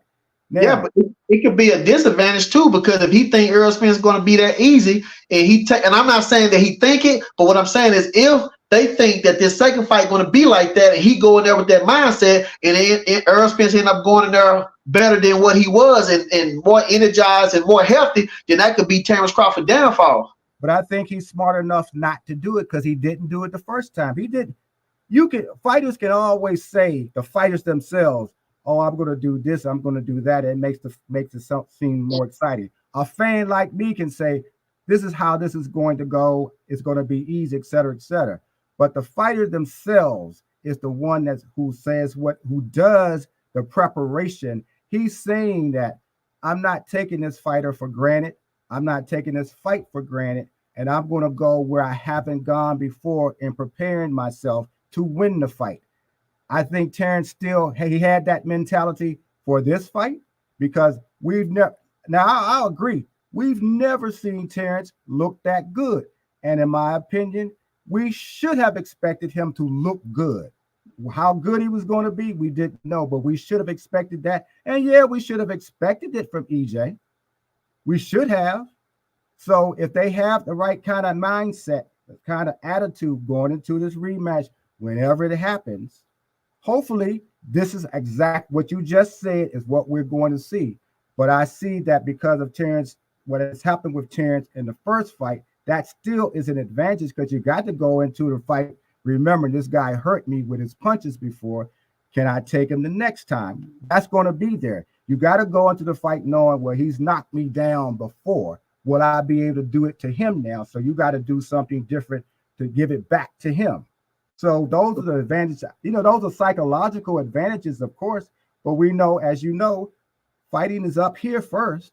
So you have to use your intelligence. And I've already questioned Errol's willingness to use his intelligence in preparing and then going into the ring and when he actually fights, because that is a skill. I agree with you on the that like we always say, boxing is 85% mental, and obviously the rest 15% is physical. But I have to push back on something you said, Greg. You said you don't think Spence is smart enough. Now, if you're going to say that, then That's people can not what I equally. said. That's not You what I said you said. said I you used said the word smart willingness. enough. I said willingness to use his intelligence. I No, didn't no, no, say he not was now. stupid. No, not now. I'm talking about a few moments ago. You said you don't think Spencer's smart enough. That was the words that you used. So what I'm saying Okay. is, Well, let me if you're correct going that. to, Let me correct that then before you come at me. I'm not gonna Willingness come to at you. use. I'm not gonna come No, at no. you. Well, I'll say willingness to use his intelligence in preparing for this fight and going into the fight while he's fighting. That's what I should have said because I Oh, don't I think got you. Spence. I don't think Spence is stupid. That's not what I was trying to Yeah, no, say. If no, I I don't think did, you were saying yeah, that. Okay. When you said, well, just when you said smart enough, or like you said, using his intelligence to be more, I guess, um, more wiser in his decision making. Well, if you say that, then people can also come back and say that about Crawford. Him being sure, wise enough. Him. Now, I'm not talking about. I'm not talking about inside the ring now, because we talking about outside the ring and inside, like you said earlier. right, yeah, So yeah. and so outside the ring, that wasn't a wise decision for him to involve himself with Victor Conti, knowing the scrutiny that he would be up under. You see, so anybody can push back and say that about both fighters and the But decisions I that can they break made that up. outside. I could say it wasn't wise for his reputation, how people were going to always see that fight. But it was also wise for him to go and get his corrections that he needed by going to the program. So it just depends on which side of the equation was more valuable to him. And it seemed to be it was more valuable to him to go to Victor Conte as opposed to not being seen as a dirty fighter or a fighter who cheated. Well, even if he didn't cheat, no, I'm not here saying he's No, cheating. I'm just saying that there's two ways, both ways can be looked at. What Right, was but the see, most wiser people, move for him? right. But see, here's my issue. I'm not saying he's cheating. I never did. I know, Publicly never I know. said it. But this is my thing, though. We got to keep it real. A lot of Terrence Crawford fans don't have a problem with him going over the snack program, regardless of what he's doing to his reputation. What it is, oh, he beat Spence. Yay. It's not, let me listen to the facts that's being said that's making his reputation be in this light. You know what I mean? Mhm. Instead of looking at it with all the facts involved, I'm not talking about opinions. I'm not talking about speculation. I'm not talking about somebody Mhm. accusing him of nothing. I'm talking Right. about the facts that's laid around this situation. That's not being looked at by a majority, if not all, of Terrence Crawford fans. It's more so, I told y'all he was going to beat him, and he beat him. What we still talking about it for? But it's so controversial because of the facts that's laid around. And I don't hear too many Terrence Crawford fans really looking at all the facts and saying, I can see why somebody would be suspicious. Not Mhm. saying not saying that you should, but I'm just saying, let's make this a little bit fair on both sides. You know what I Yeah, mean? it's true. I can understand. I've always thought I understand the suspicion, and I've come to understand a little bit more that we're going to always debate this fight. So I've already settled in from yesterday that this is always going to be a fight that we're going to put in the annals of who actually should have did what, how controversial it was. So this is, I think there's been 3 fights that I can think of. The fight with Holyfield and Lennox, the fight with, like I said, Ray and Hagler, and now this fight. I'm sure there's some others I could think of, but we're always going to be debating those fights. I've come to realize that we're going to always do that, and I'm fine with that. One thing, too, a lot of people say that Errol Spence is a drunken and he didn't take his career, seriously, which most of those things are true. But then why would Terrence Crawford need to go to Victor Conte if Errol Spence don't train? I'm not saying you, Greg, but I'm saying they saying that he's a drunk. He didn't take his career seriously. You know what I'm saying? He don't like training, all these things. But Terrence Crawford still didn't believe that what he had was good enough for Errol Spence. Because, Terrence Crawford fought bigger people. He fought bigger people before he fought Errol Spence. So what was different between Errol Spence and those other guys where he felt that he needed to go and deal with Victor Conte to fight Errol Spence? Wasn't Errol Spence billed as the best fighter that Terrence ever fought? Well, that's people's opinion. That's everybody's opinion. That's what put out that this was the best fighter he has ever fought, who has fought better fighters than Terrence has ever fought. So when you ask why would you do that, he's recognizing that, yes, this is the bigger, stronger, more popular fighter. Let me make sure when I get in the ring with him, forget what everybody says, whether I say it, whether anybody else says what they're going to say. Let me make sure that I do every solitary thing that I can do, that when I go in that ring, that I'm 110% ready for the biggest fight of my life with the best fighter that I've ever fought in my life. And that's the mentality. But who's saying that, though? I'm saying, because we saying that, but Crawford fans, his team, and a lot of other people saying that it's going to be an easy breezy. We just go get in there and do you expect them to say anything else differently? Well, I'm just saying, but are you speaking of the Errol Spence fans saying something? I hear Errol Spence fans saying that the rematch is going to be a wash, that they're going to beat the brakes off of Crawford as well. So you got to expect that to be saying. They were saying that before the first fight. But Terrence Crawford, though, we talking about Terrence Crawford and what, and the things that his team was saying is Bomac and them was saying is, oh, he fight like an amateur. We go wash him. Oh, y'all go ahead. Get inside a fighter's head. You fought before D-Town. You know that. You get inside a fighter's head and made him even the slightest bit of doubt. If you can put it in his head, he gonna make some mental mistakes in that ring. But how do we know that, though? But how do we know that's what they doing? That's our opinion. That's the only way we can look at it. And if they believe it, they gonna still leave nothing to chance. That's our professionals. That's our opinion. We can't say that's the only way to look at it, because it might not be the way to look at it. They might feel in their heart that Errol Spence is just that easy. Okay, if they feel that way, you think they're not gonna still train and prepare? He could have trained the same way he did for all the other fighters. He didn't have to go to Victor Conte. Well, look what Earl did. He thought it was going to be the same. He ain't do nothing different. But it was things that happened in his training camp. You got to put that into play. The only thing that we're going to dispute about is that we don't really know whether there was a rib injury. Well, he said out his own. Okay, we're gonna go by what Errol Spence said. He said his eye needed to be to have surgery. So we gonna go. But what was that? We gonna go with that. We gonna go with that, and we gonna go with also he was complaining about the weight long ago, and we know by him getting older that it's harder for you to make weight. So we could go with those two. Yeah, and I'm gonna go with the fact that that's part of his flaws. He didn't correct those things. He could have been in shape with the weight, and he could have also got the eye operation long before this fight happened. He had plenty of time for both. The fight happened in July. He's now doing an operation, and he said, I couldn't see in July, right? That's what he's saying. Yes. So here we are in January, and he's just getting an operation. Well, nobody never announced the fight or said what it's going to be or any kind of anything. So you don't think PBC didn't give Errol some indication of what they were doing? It don't have to be a date, but this is where you get irresponsible at. This is your eyesight, man. If you know you got this issue, forget about the money, forget about the fight. Get your behind to the doctor, because you know you was in a fight just in July and you know something was wrong with your eyesight, and get that corrected. Because here we are in January, what, 6-7 months later, and he's just getting an operation when he knew it happened in July. We don't know what happened though. We don't know if he just found out a month or two ago. We don't know anything. No. He said it. He said it himself in his own statements. The reason why he was getting hit is because he couldn't see. This is his words. See, I'm using some of his words, so he already knew that in July. Yes, but what I'm saying is, okay, but not you, but Terrence Crawford fans were saying that Errol Spence should have got that took care of before the Terrence Crawford fight.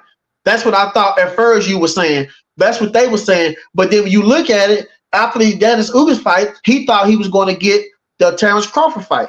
Now, if Terrence Crawford would have came out and just said, look, I'm not going to fight you, I'm going to fight David Avenesian, then there was a possibility that he probably or probably not would have got his eye taken care of. But by him believing that he was going to get the fight, then it led on to so long until they found out that Terrence Crawford was going to fight David Avenesian. And after that, he felt like, I need to get in shape where I can be able to get this neck. Because Terrence Crawford called him in January, and he like, okay, we got this fight going on. We finna get it. So he didn't have time to even get his eye fixed in between last year all the way up to January until the fight with Terrence Crawford. I will only speculate on the fight before he fought Terrence. I only will speculate there. But again, if I can't see, that's like driving and you can't see, but only somebody's trying to punch your head off your shoulders, and I'm going into a fight. What is the motivation besides I want to be undisputed and I want to get this 40 million? Maybe that was just it. But I will say this. I said that's the motivation, but how intelligent but guess what? But guess what? All the fighters do that when they got big money. When they got big money on the table. But here's the thing, though. We can't say why he didn't do this and why, he should have. I'm just saying, be fair about it. We can't, why he ain't say nothing. Why he ain't say nothing then if he couldn't see. I said yesterday, and I'll say it again. If somebody has issues that they're going to procrastinate with, and I said this yesterday, and I'm going to say it again. As a community of Black men here in America, we know that culturally speaking, when something is wrong with us, we don't just run straight to the doctor, let alone after we get news of you might need to fix this. We don't just jump up. Most of us, I'm not talking about the whole community. Most of us in our culture don't just jump up and fix it right away if we can procrastinate and prolong it.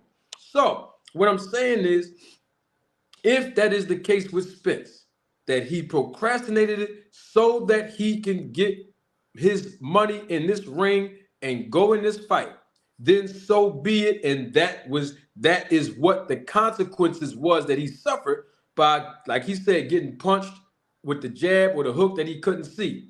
He took a risk.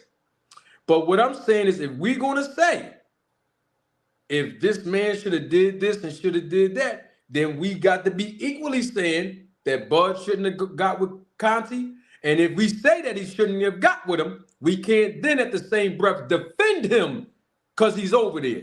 I disagree there. I disagree for 3 reasons.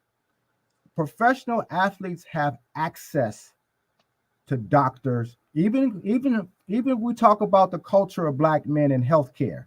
Professional athletes have access to these kinds of things, and they're being told why. Now, if they still don't do it, it is usually not because they don't want to deal with a doctor and get it fixed. there's some underlying thing there. Well, we can't speculate that though. No, I'm just saying. I'm not saying this is what Spence did, but I'm saying it is usually from what I have seen of different athletes who had injuries when they know they shouldn't have been playing ball or running or swimming. There was something besides culture that was letting them still perform or go out and do what they did with an injury, and it usually was economic. But that's okay. That's okay. We figured that out already. But understand that's not using your intelligence when you talk about your eyesight.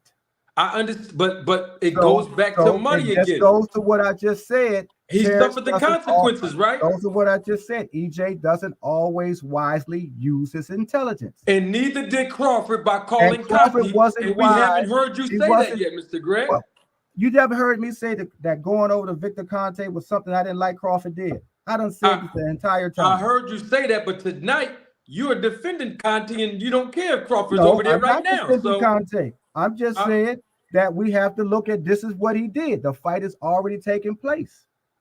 We can't speak on it now? You've never heard me defend Victor Conte. Well, never. I mean, you're saying that you don't really have a problem with the guy making that unwise decision, calling him of all people. I don't have a problem with him doing what is best, what he thought it was in his best interest. And come on, Greg. Now, in his best interest. Errol Spence risking being blind was not in his best interest. If that's how he felt to get that multi-million-dollar payday, you asking my opinion. What would you rather be, blind or have people dislike you because you went to a guy that has controversial a reputation? What would I do? Would you rather be blind or risk your reputation by being involved with a guy who has a despised reputation? I guess he's not being blind. You would rather be blind? He's not blind. No. I said risk, or I should have said risk being blind or risk your reputation. I'd rather risk my reputation as opposed to be blind. None. Now, whether those were good decisions or not, I'll say neither. Because Greg, I'll say neither because both require using one or the other. Greg, let me talk. Both required making an informed decision. Yes. So I can't choose and say one or the other because both of them required me actually making a decision using my intelligence before it happened. So I would say I wouldn't recommend neither. That's what we could say. But the two fighters, it ain't my responsibility to figure out why they did it.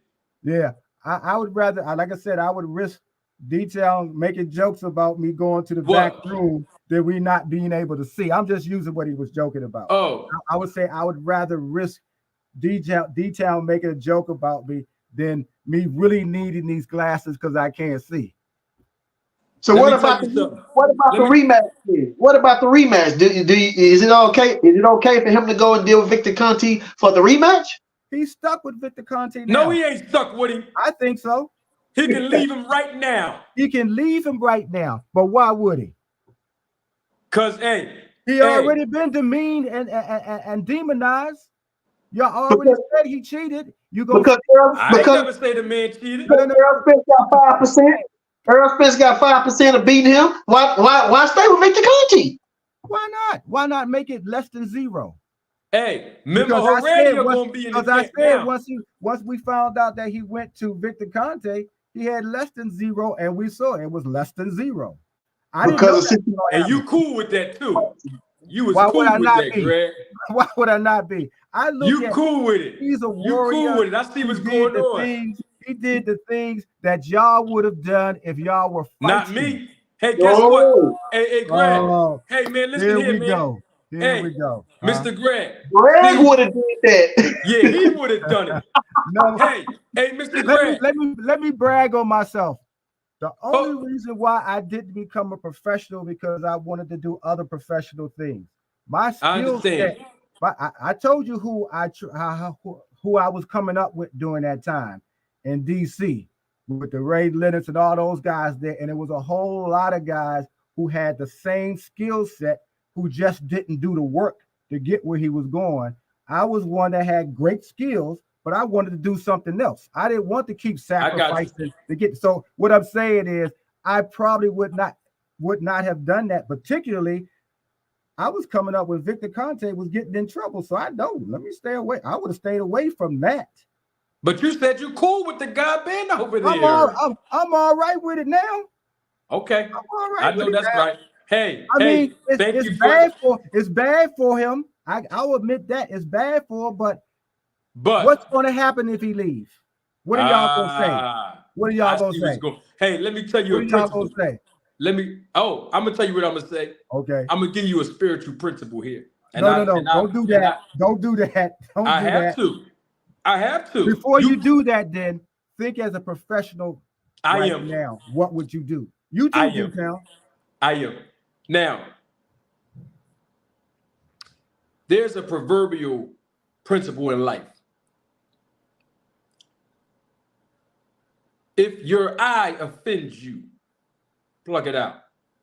If your arm offends you, cut it off.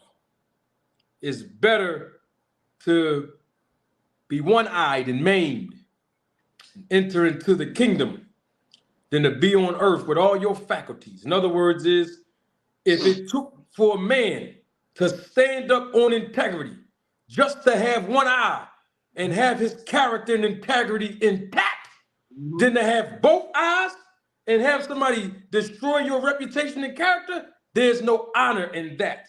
So for Aren't they doing that to you now? Who?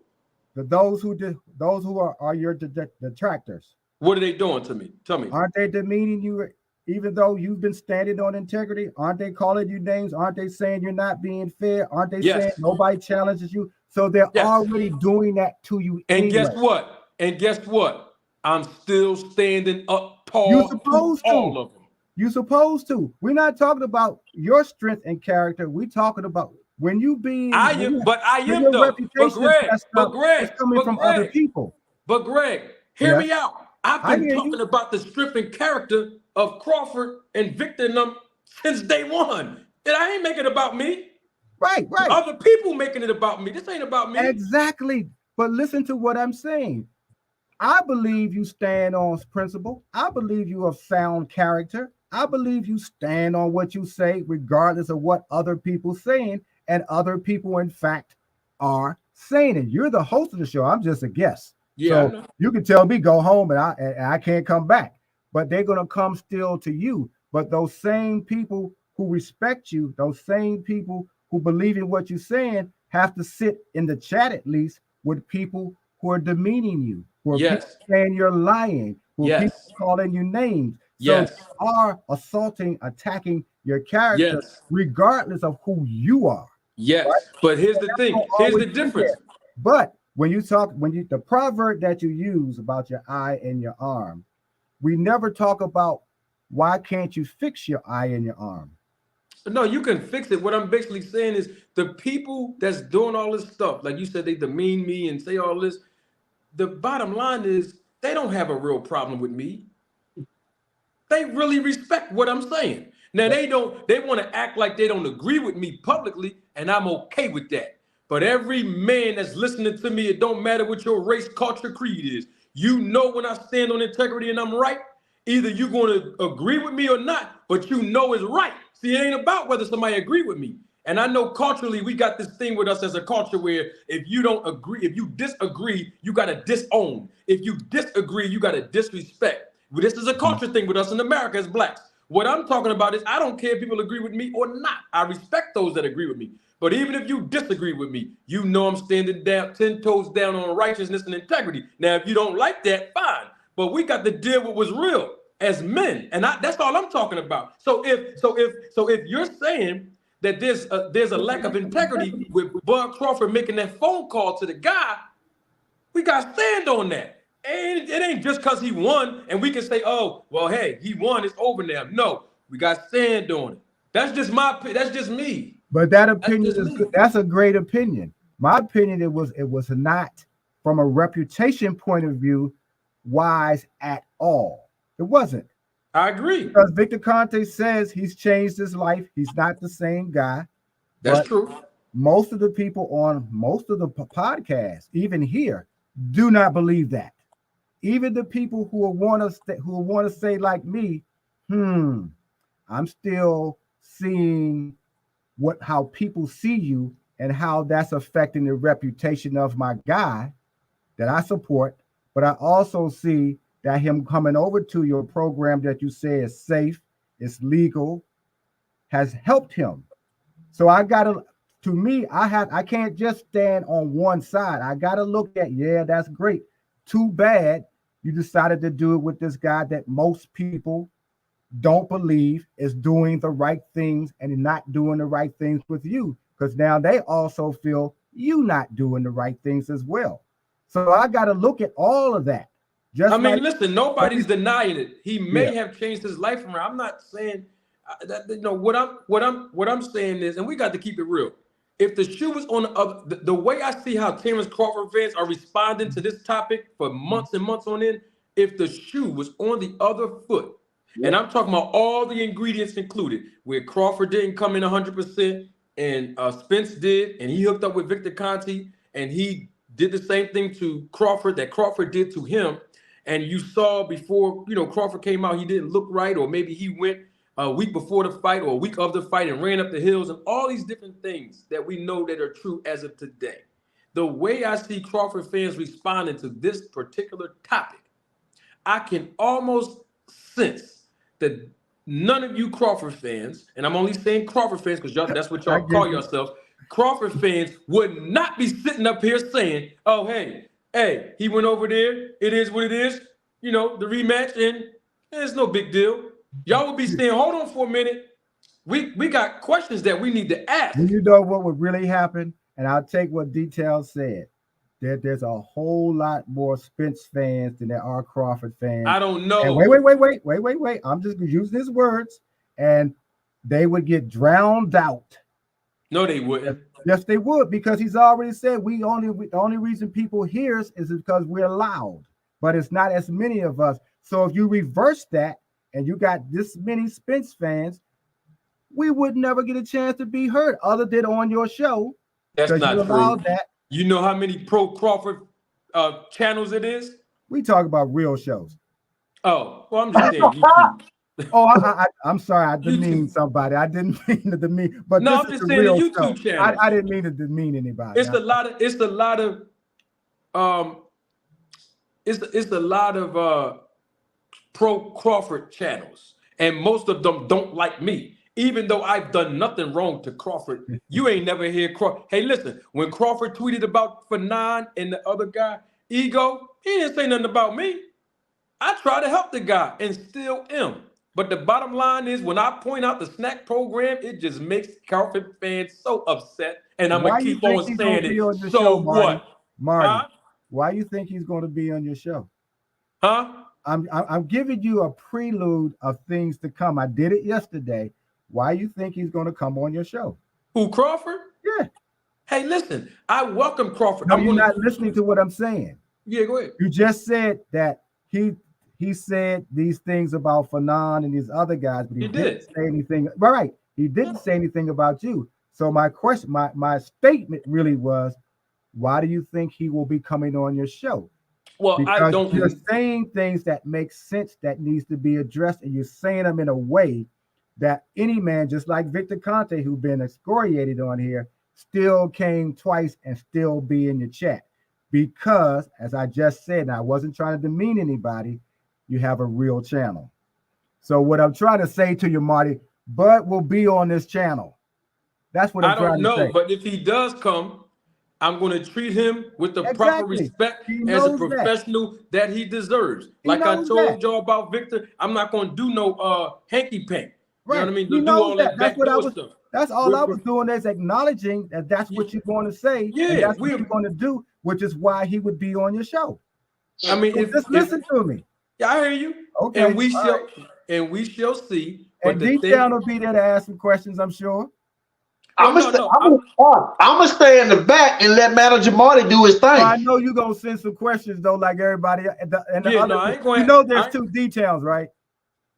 Well, I'm D-Town Boxing, and the other guy. Okay, yeah. Okay, I got you. Yeah, no, I wouldn't have nobody on the panel. If No, I anybody know that that. represents I know that. anybody that represents the sport or the business of boxing come on this channel, I will not have a panel and do that. I And will we give know them the that. proper, We will be respect. listening, and we'll Yeah. be sending you some questions, but you probably know all the questions to ask anyway. How you know? I know. I know you do. You got all the questions already. You probably got them written down or on I don't. laptop, or no, I don't here. have any. I don't. You got them up here.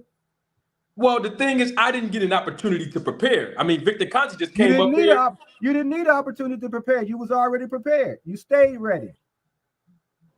Hey, that's just the gift that I have. I can't control it. There you go. That's American from God. Marty, Attorney Marty, Preacher That's Marty, right. and Matt Marty. Hey, let me tell you something. When people come up here, whether it be on YouTube or even in my personal life, I treat everybody the same way. You got to come correct, because I'm going to come correct. I ain't going to lie to you and play games and all this nonsense. You got to come real. And if you're not real, that's okay. I'm going to stand on integrity no matter what. And that's just how I am. Now, did that affect some personal relationships in my life? Absolutely. And I'm including women. You know, you got some women that don't want to do right by men. You know what I mean? It just be like that sometimes. But it's all good. But I got to stand on what's right. And I'm not saying I'm perfect. I'm just saying when I'm right, I got to stand on it. Because because the thing is, if the shoe's on the other foot, I want somebody to tell me, now, Marty, you was wrong about what you said. Or Marty, you was wrong about what you did. And I will humbly say, you're right, I apologize. What you laughing at, detail? Somebody in the chat acting crazy? Somebody said that Greg is a spy for Bud and Victor Conti. Oh, don't tell me that's what you doing over here, Greg. Oh, I thought you was cool with me, bruh. Dang. You know how? Oh, that's your. I'm not surprised he said that. He always saying something about me. Have you seen some of the other stuff they used to say? No, I didn't see nothing. Oh my God. They used to say some crazy stuff about me from time to time. Dang, they doing that like this? Because they said one time that I was trying to soften you and two cents up to use y'all in some kind of way. I forgot who said that. There's another comment that's on your screen. I haven't done nothing to this guy, but I mean, I don't know what these guys. I don't know, Mr. Greg. I just stand on what's right. But you got. You see that detail? If you you see the comment detail. If you allow yourself to come on and be seen, I understand. Regardless of age, people are not going to either like what you say, like what you look like, or like what your opinion is. So nothing you going to say is going to make any sense to them, and they're going to say you're lying, you're capping. I guess that's what capping really means. You're lying. That you look stupid. You say, they're going to say all of that. So I'm old enough to like, okay, this is a kid being silly. That's how I look at it.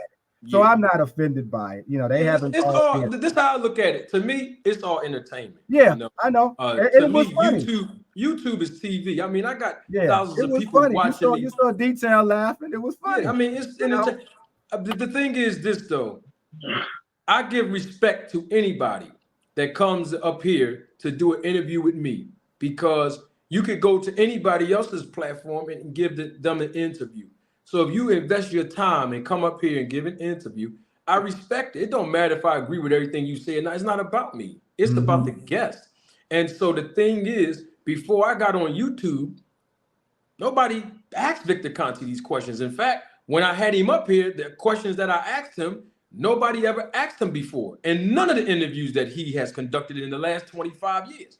So all I'm saying is that people that's saying something about me or hating on me or throwing shots at me, they wasn't able to secure and get the deal done. See, I'm a businessman. I get the deal done. And I got to say this, Mr. Greg, because he might be watching live. I out-hustle the hustler with his own hustle. If nobody don't respect my business acumen yet, I don't know what else to tell you. I mean, think about it. I already know what you did. You see what I'm saying, Mr. Greg? You an old head. You know what's going on. I know exactly what you did. these guys can discredit me, D-Town. But the thing is, all I had to do was say snack program works. And we got to keep it 100. Victor Conte didn't respond to none of that. He probably didn't know I was saying all of that. I don't know. But it was other things that was said that perked his attention. And it don't make a difference if Rachel Donier was the mediator, because I didn't know. I had no idea that she talked to him about coming here. I don't know. I didn't know. But the thing is, I managed to get him up here twice. I managed to get some questions answered. We all were able to be educated, whether we agree, or not. We were able to learn something that we didn't know before Victor came up here. So, and that's everybody. People that's not even a part of this channel, everybody. So the thing about you did, just like Bud, you played your hustler out of position. Hey, he told me he was a fan of mine now. He called me intelligent. He said I'm articulate. I asked good questions. Victor. I'm not talking about Victor. I'm talking about your competitor. Oh. Because what I just said, just like Bud, you talking about him? Just like Bud plays Spence out of position, you played your competitor out of position as well. I played all of them out of position, Mr. Greg. Every last one of them. We just talk about that particular one. Oh, you talking about that guy? All of them. Because see, the thing is, Victor Conte, he came up here, he answered questions that he was willing to be asked, and he stood up tall. You got guys discrediting me. They scared to come up and talk to me. I don't know why. All I'm going to do is have a dialogue with these men. That's it. We're not going to argue. I just want to talk and ask you some questions. That's all I want to do. But see, what it is, they can't stand on 10. That's what they can't stand on 10. And it's okay. It's all entertainment. The viewership is increasing exponentially because I entertain the people. I entertain everybody. I mean, I do be serious and stuff. And but at the most part, I try to have theatricals, facial expressions, the way I ask questions, the way I say things. All of that is a part of making you comfortable. Roll the tape. Roll the tape. Yeah, listen. Remember I told you somebody was trying to steal that? Huh? Remember I told you somebody was trying to steal that? Yes. And the thing is, nobody wants to sit here for a whole hour or 2 hours or 3 hours and hear me just educate everybody on the business of boxing, the ins and out, just as a lecture. So what I do is I use teachable moments. I use current events. I use the panel. I use the chat. I use theatricals. It's all entertainment. That's what makes me who I am. And the greatest thing about it is, Mr. Greg, I got the hottest intro on YouTube. I mean, what else can you say? It's okay. It's just entertainment, guys. It's entertainment, man. So, Greg, do you have a promo code, by the way? Huh? No, I want to say, I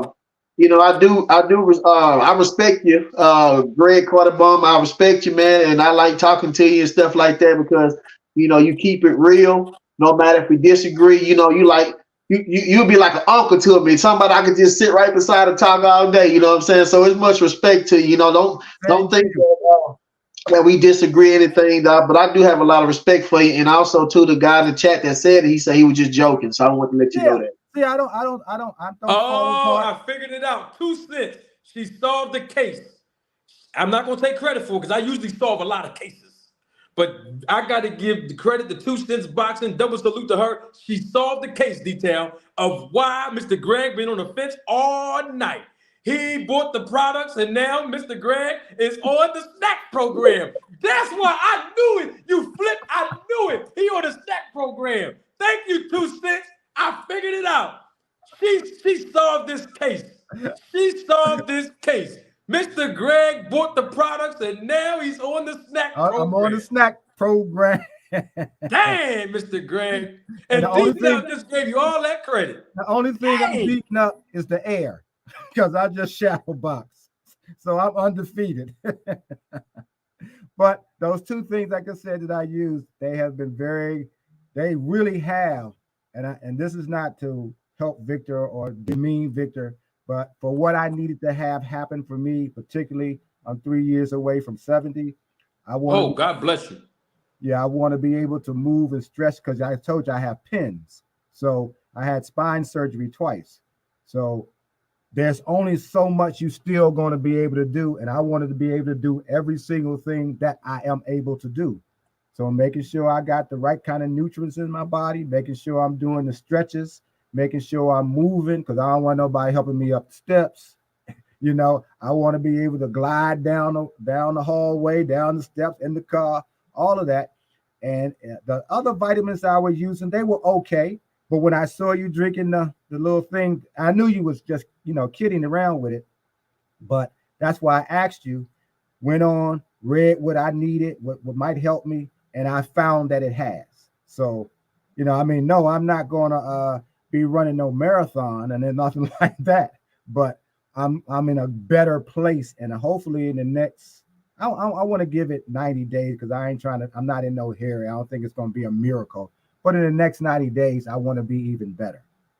Understood. Thank you, Jarnell. Jarnell is spitting some fire in the chat. And I appreciate that, Jarnell.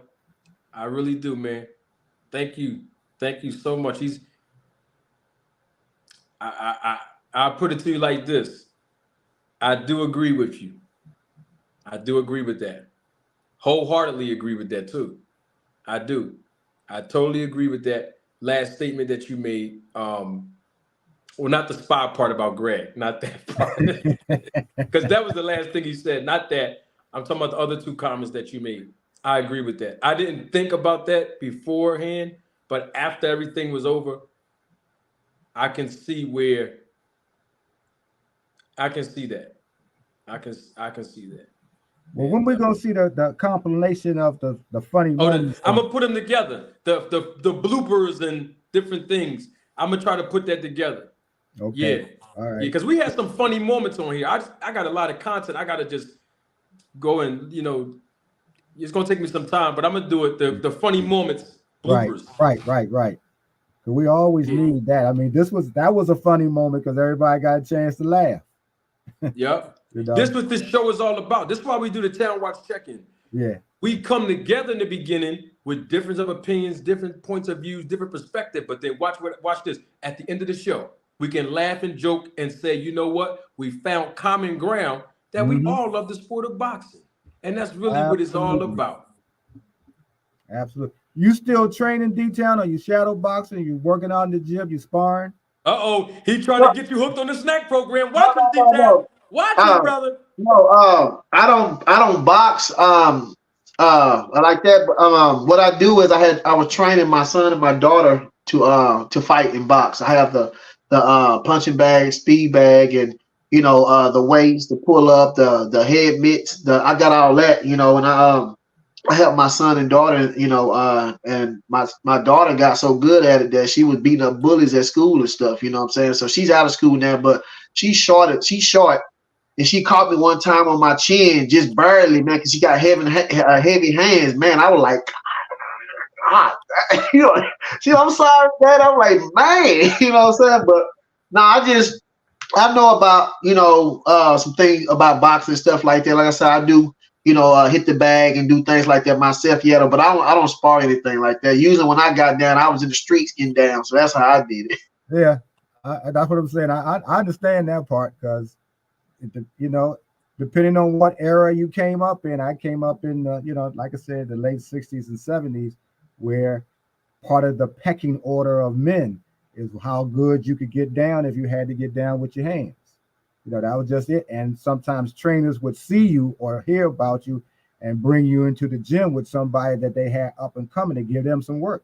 That's how a lot of guys got off the street for a minute and started falling in love with the game of boxing and excelled. A lot of them have that story.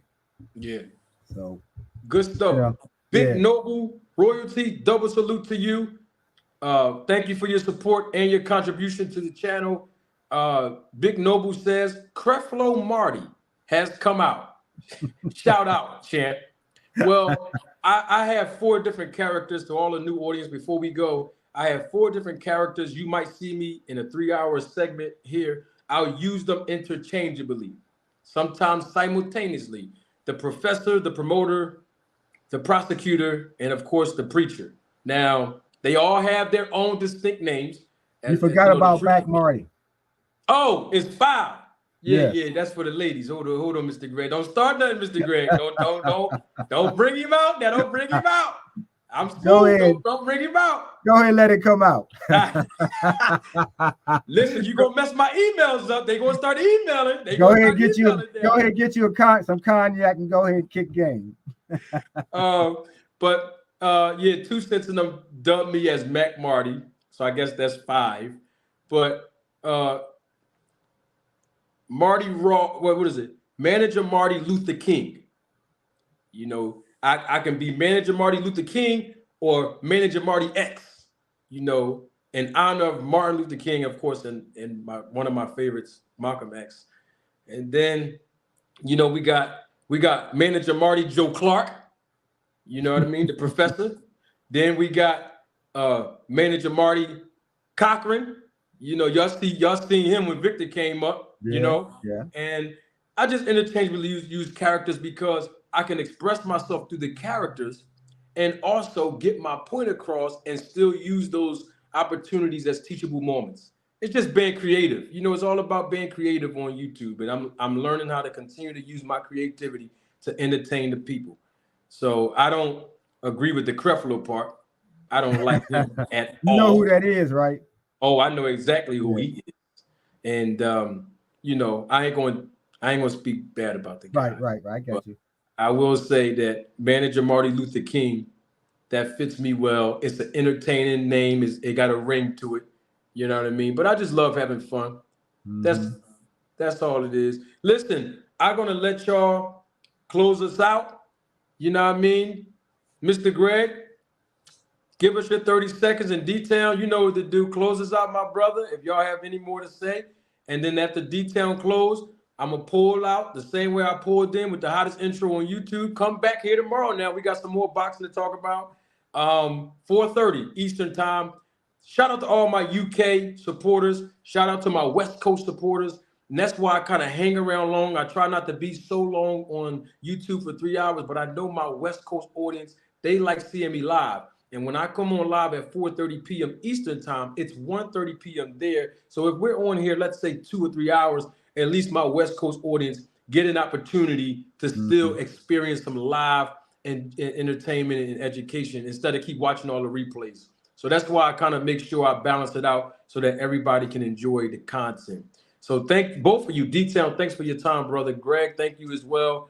Thank you to everybody that supported the channel through their financial contributions. Everybody that came through in the chat. Y'all killed it. I can't use kill for you on YouTube, right? Y'all made it happen. Y'all did a great job in the chat. Appreciate y'all. And Mr. Greg, give us your 30 seconds and then detail. Take us home, brother. Hey, for the Roll to Tape family, Manager Marty, my brother D-Town, it's been always a pleasure. I love the fact that we have intelligent conversations, debates. Nobody's calling each other names. Nobody's doing nothing silly. Have we learned something? I would hope so. We've learned the character of each person. We learned what they think, why they think it. And I hope we keep doing that. I hope I get a chance to come in. I love the comments, whether they're comments that are favorable or ones that are funny. The funny ones are even great. I want to see them, but I can't always see them because I'm not set up properly, but I'll see them sooner or later. Anyway, good night to you all, D-Town. Hope we get a chance to debate on something new, you know, in the future. And I look forward to talking with you again. And good night to you all. Maybe I'll see y'all tomorrow, but I certainly will see you before the week's out next time I come on. There you go, brother. Salute to all the family members, my sisters, my brother. Salute to every last one of y'all for even being here, gracing us with y'all time and stuff like that, and be able to read y'all chats and, you know, iron sharpen iron. So salute to every last one of y'all, and I ask y'all to pray for me, and I'm gonna pray for y'all. Let's keep it real. D-Town Boxing signing out.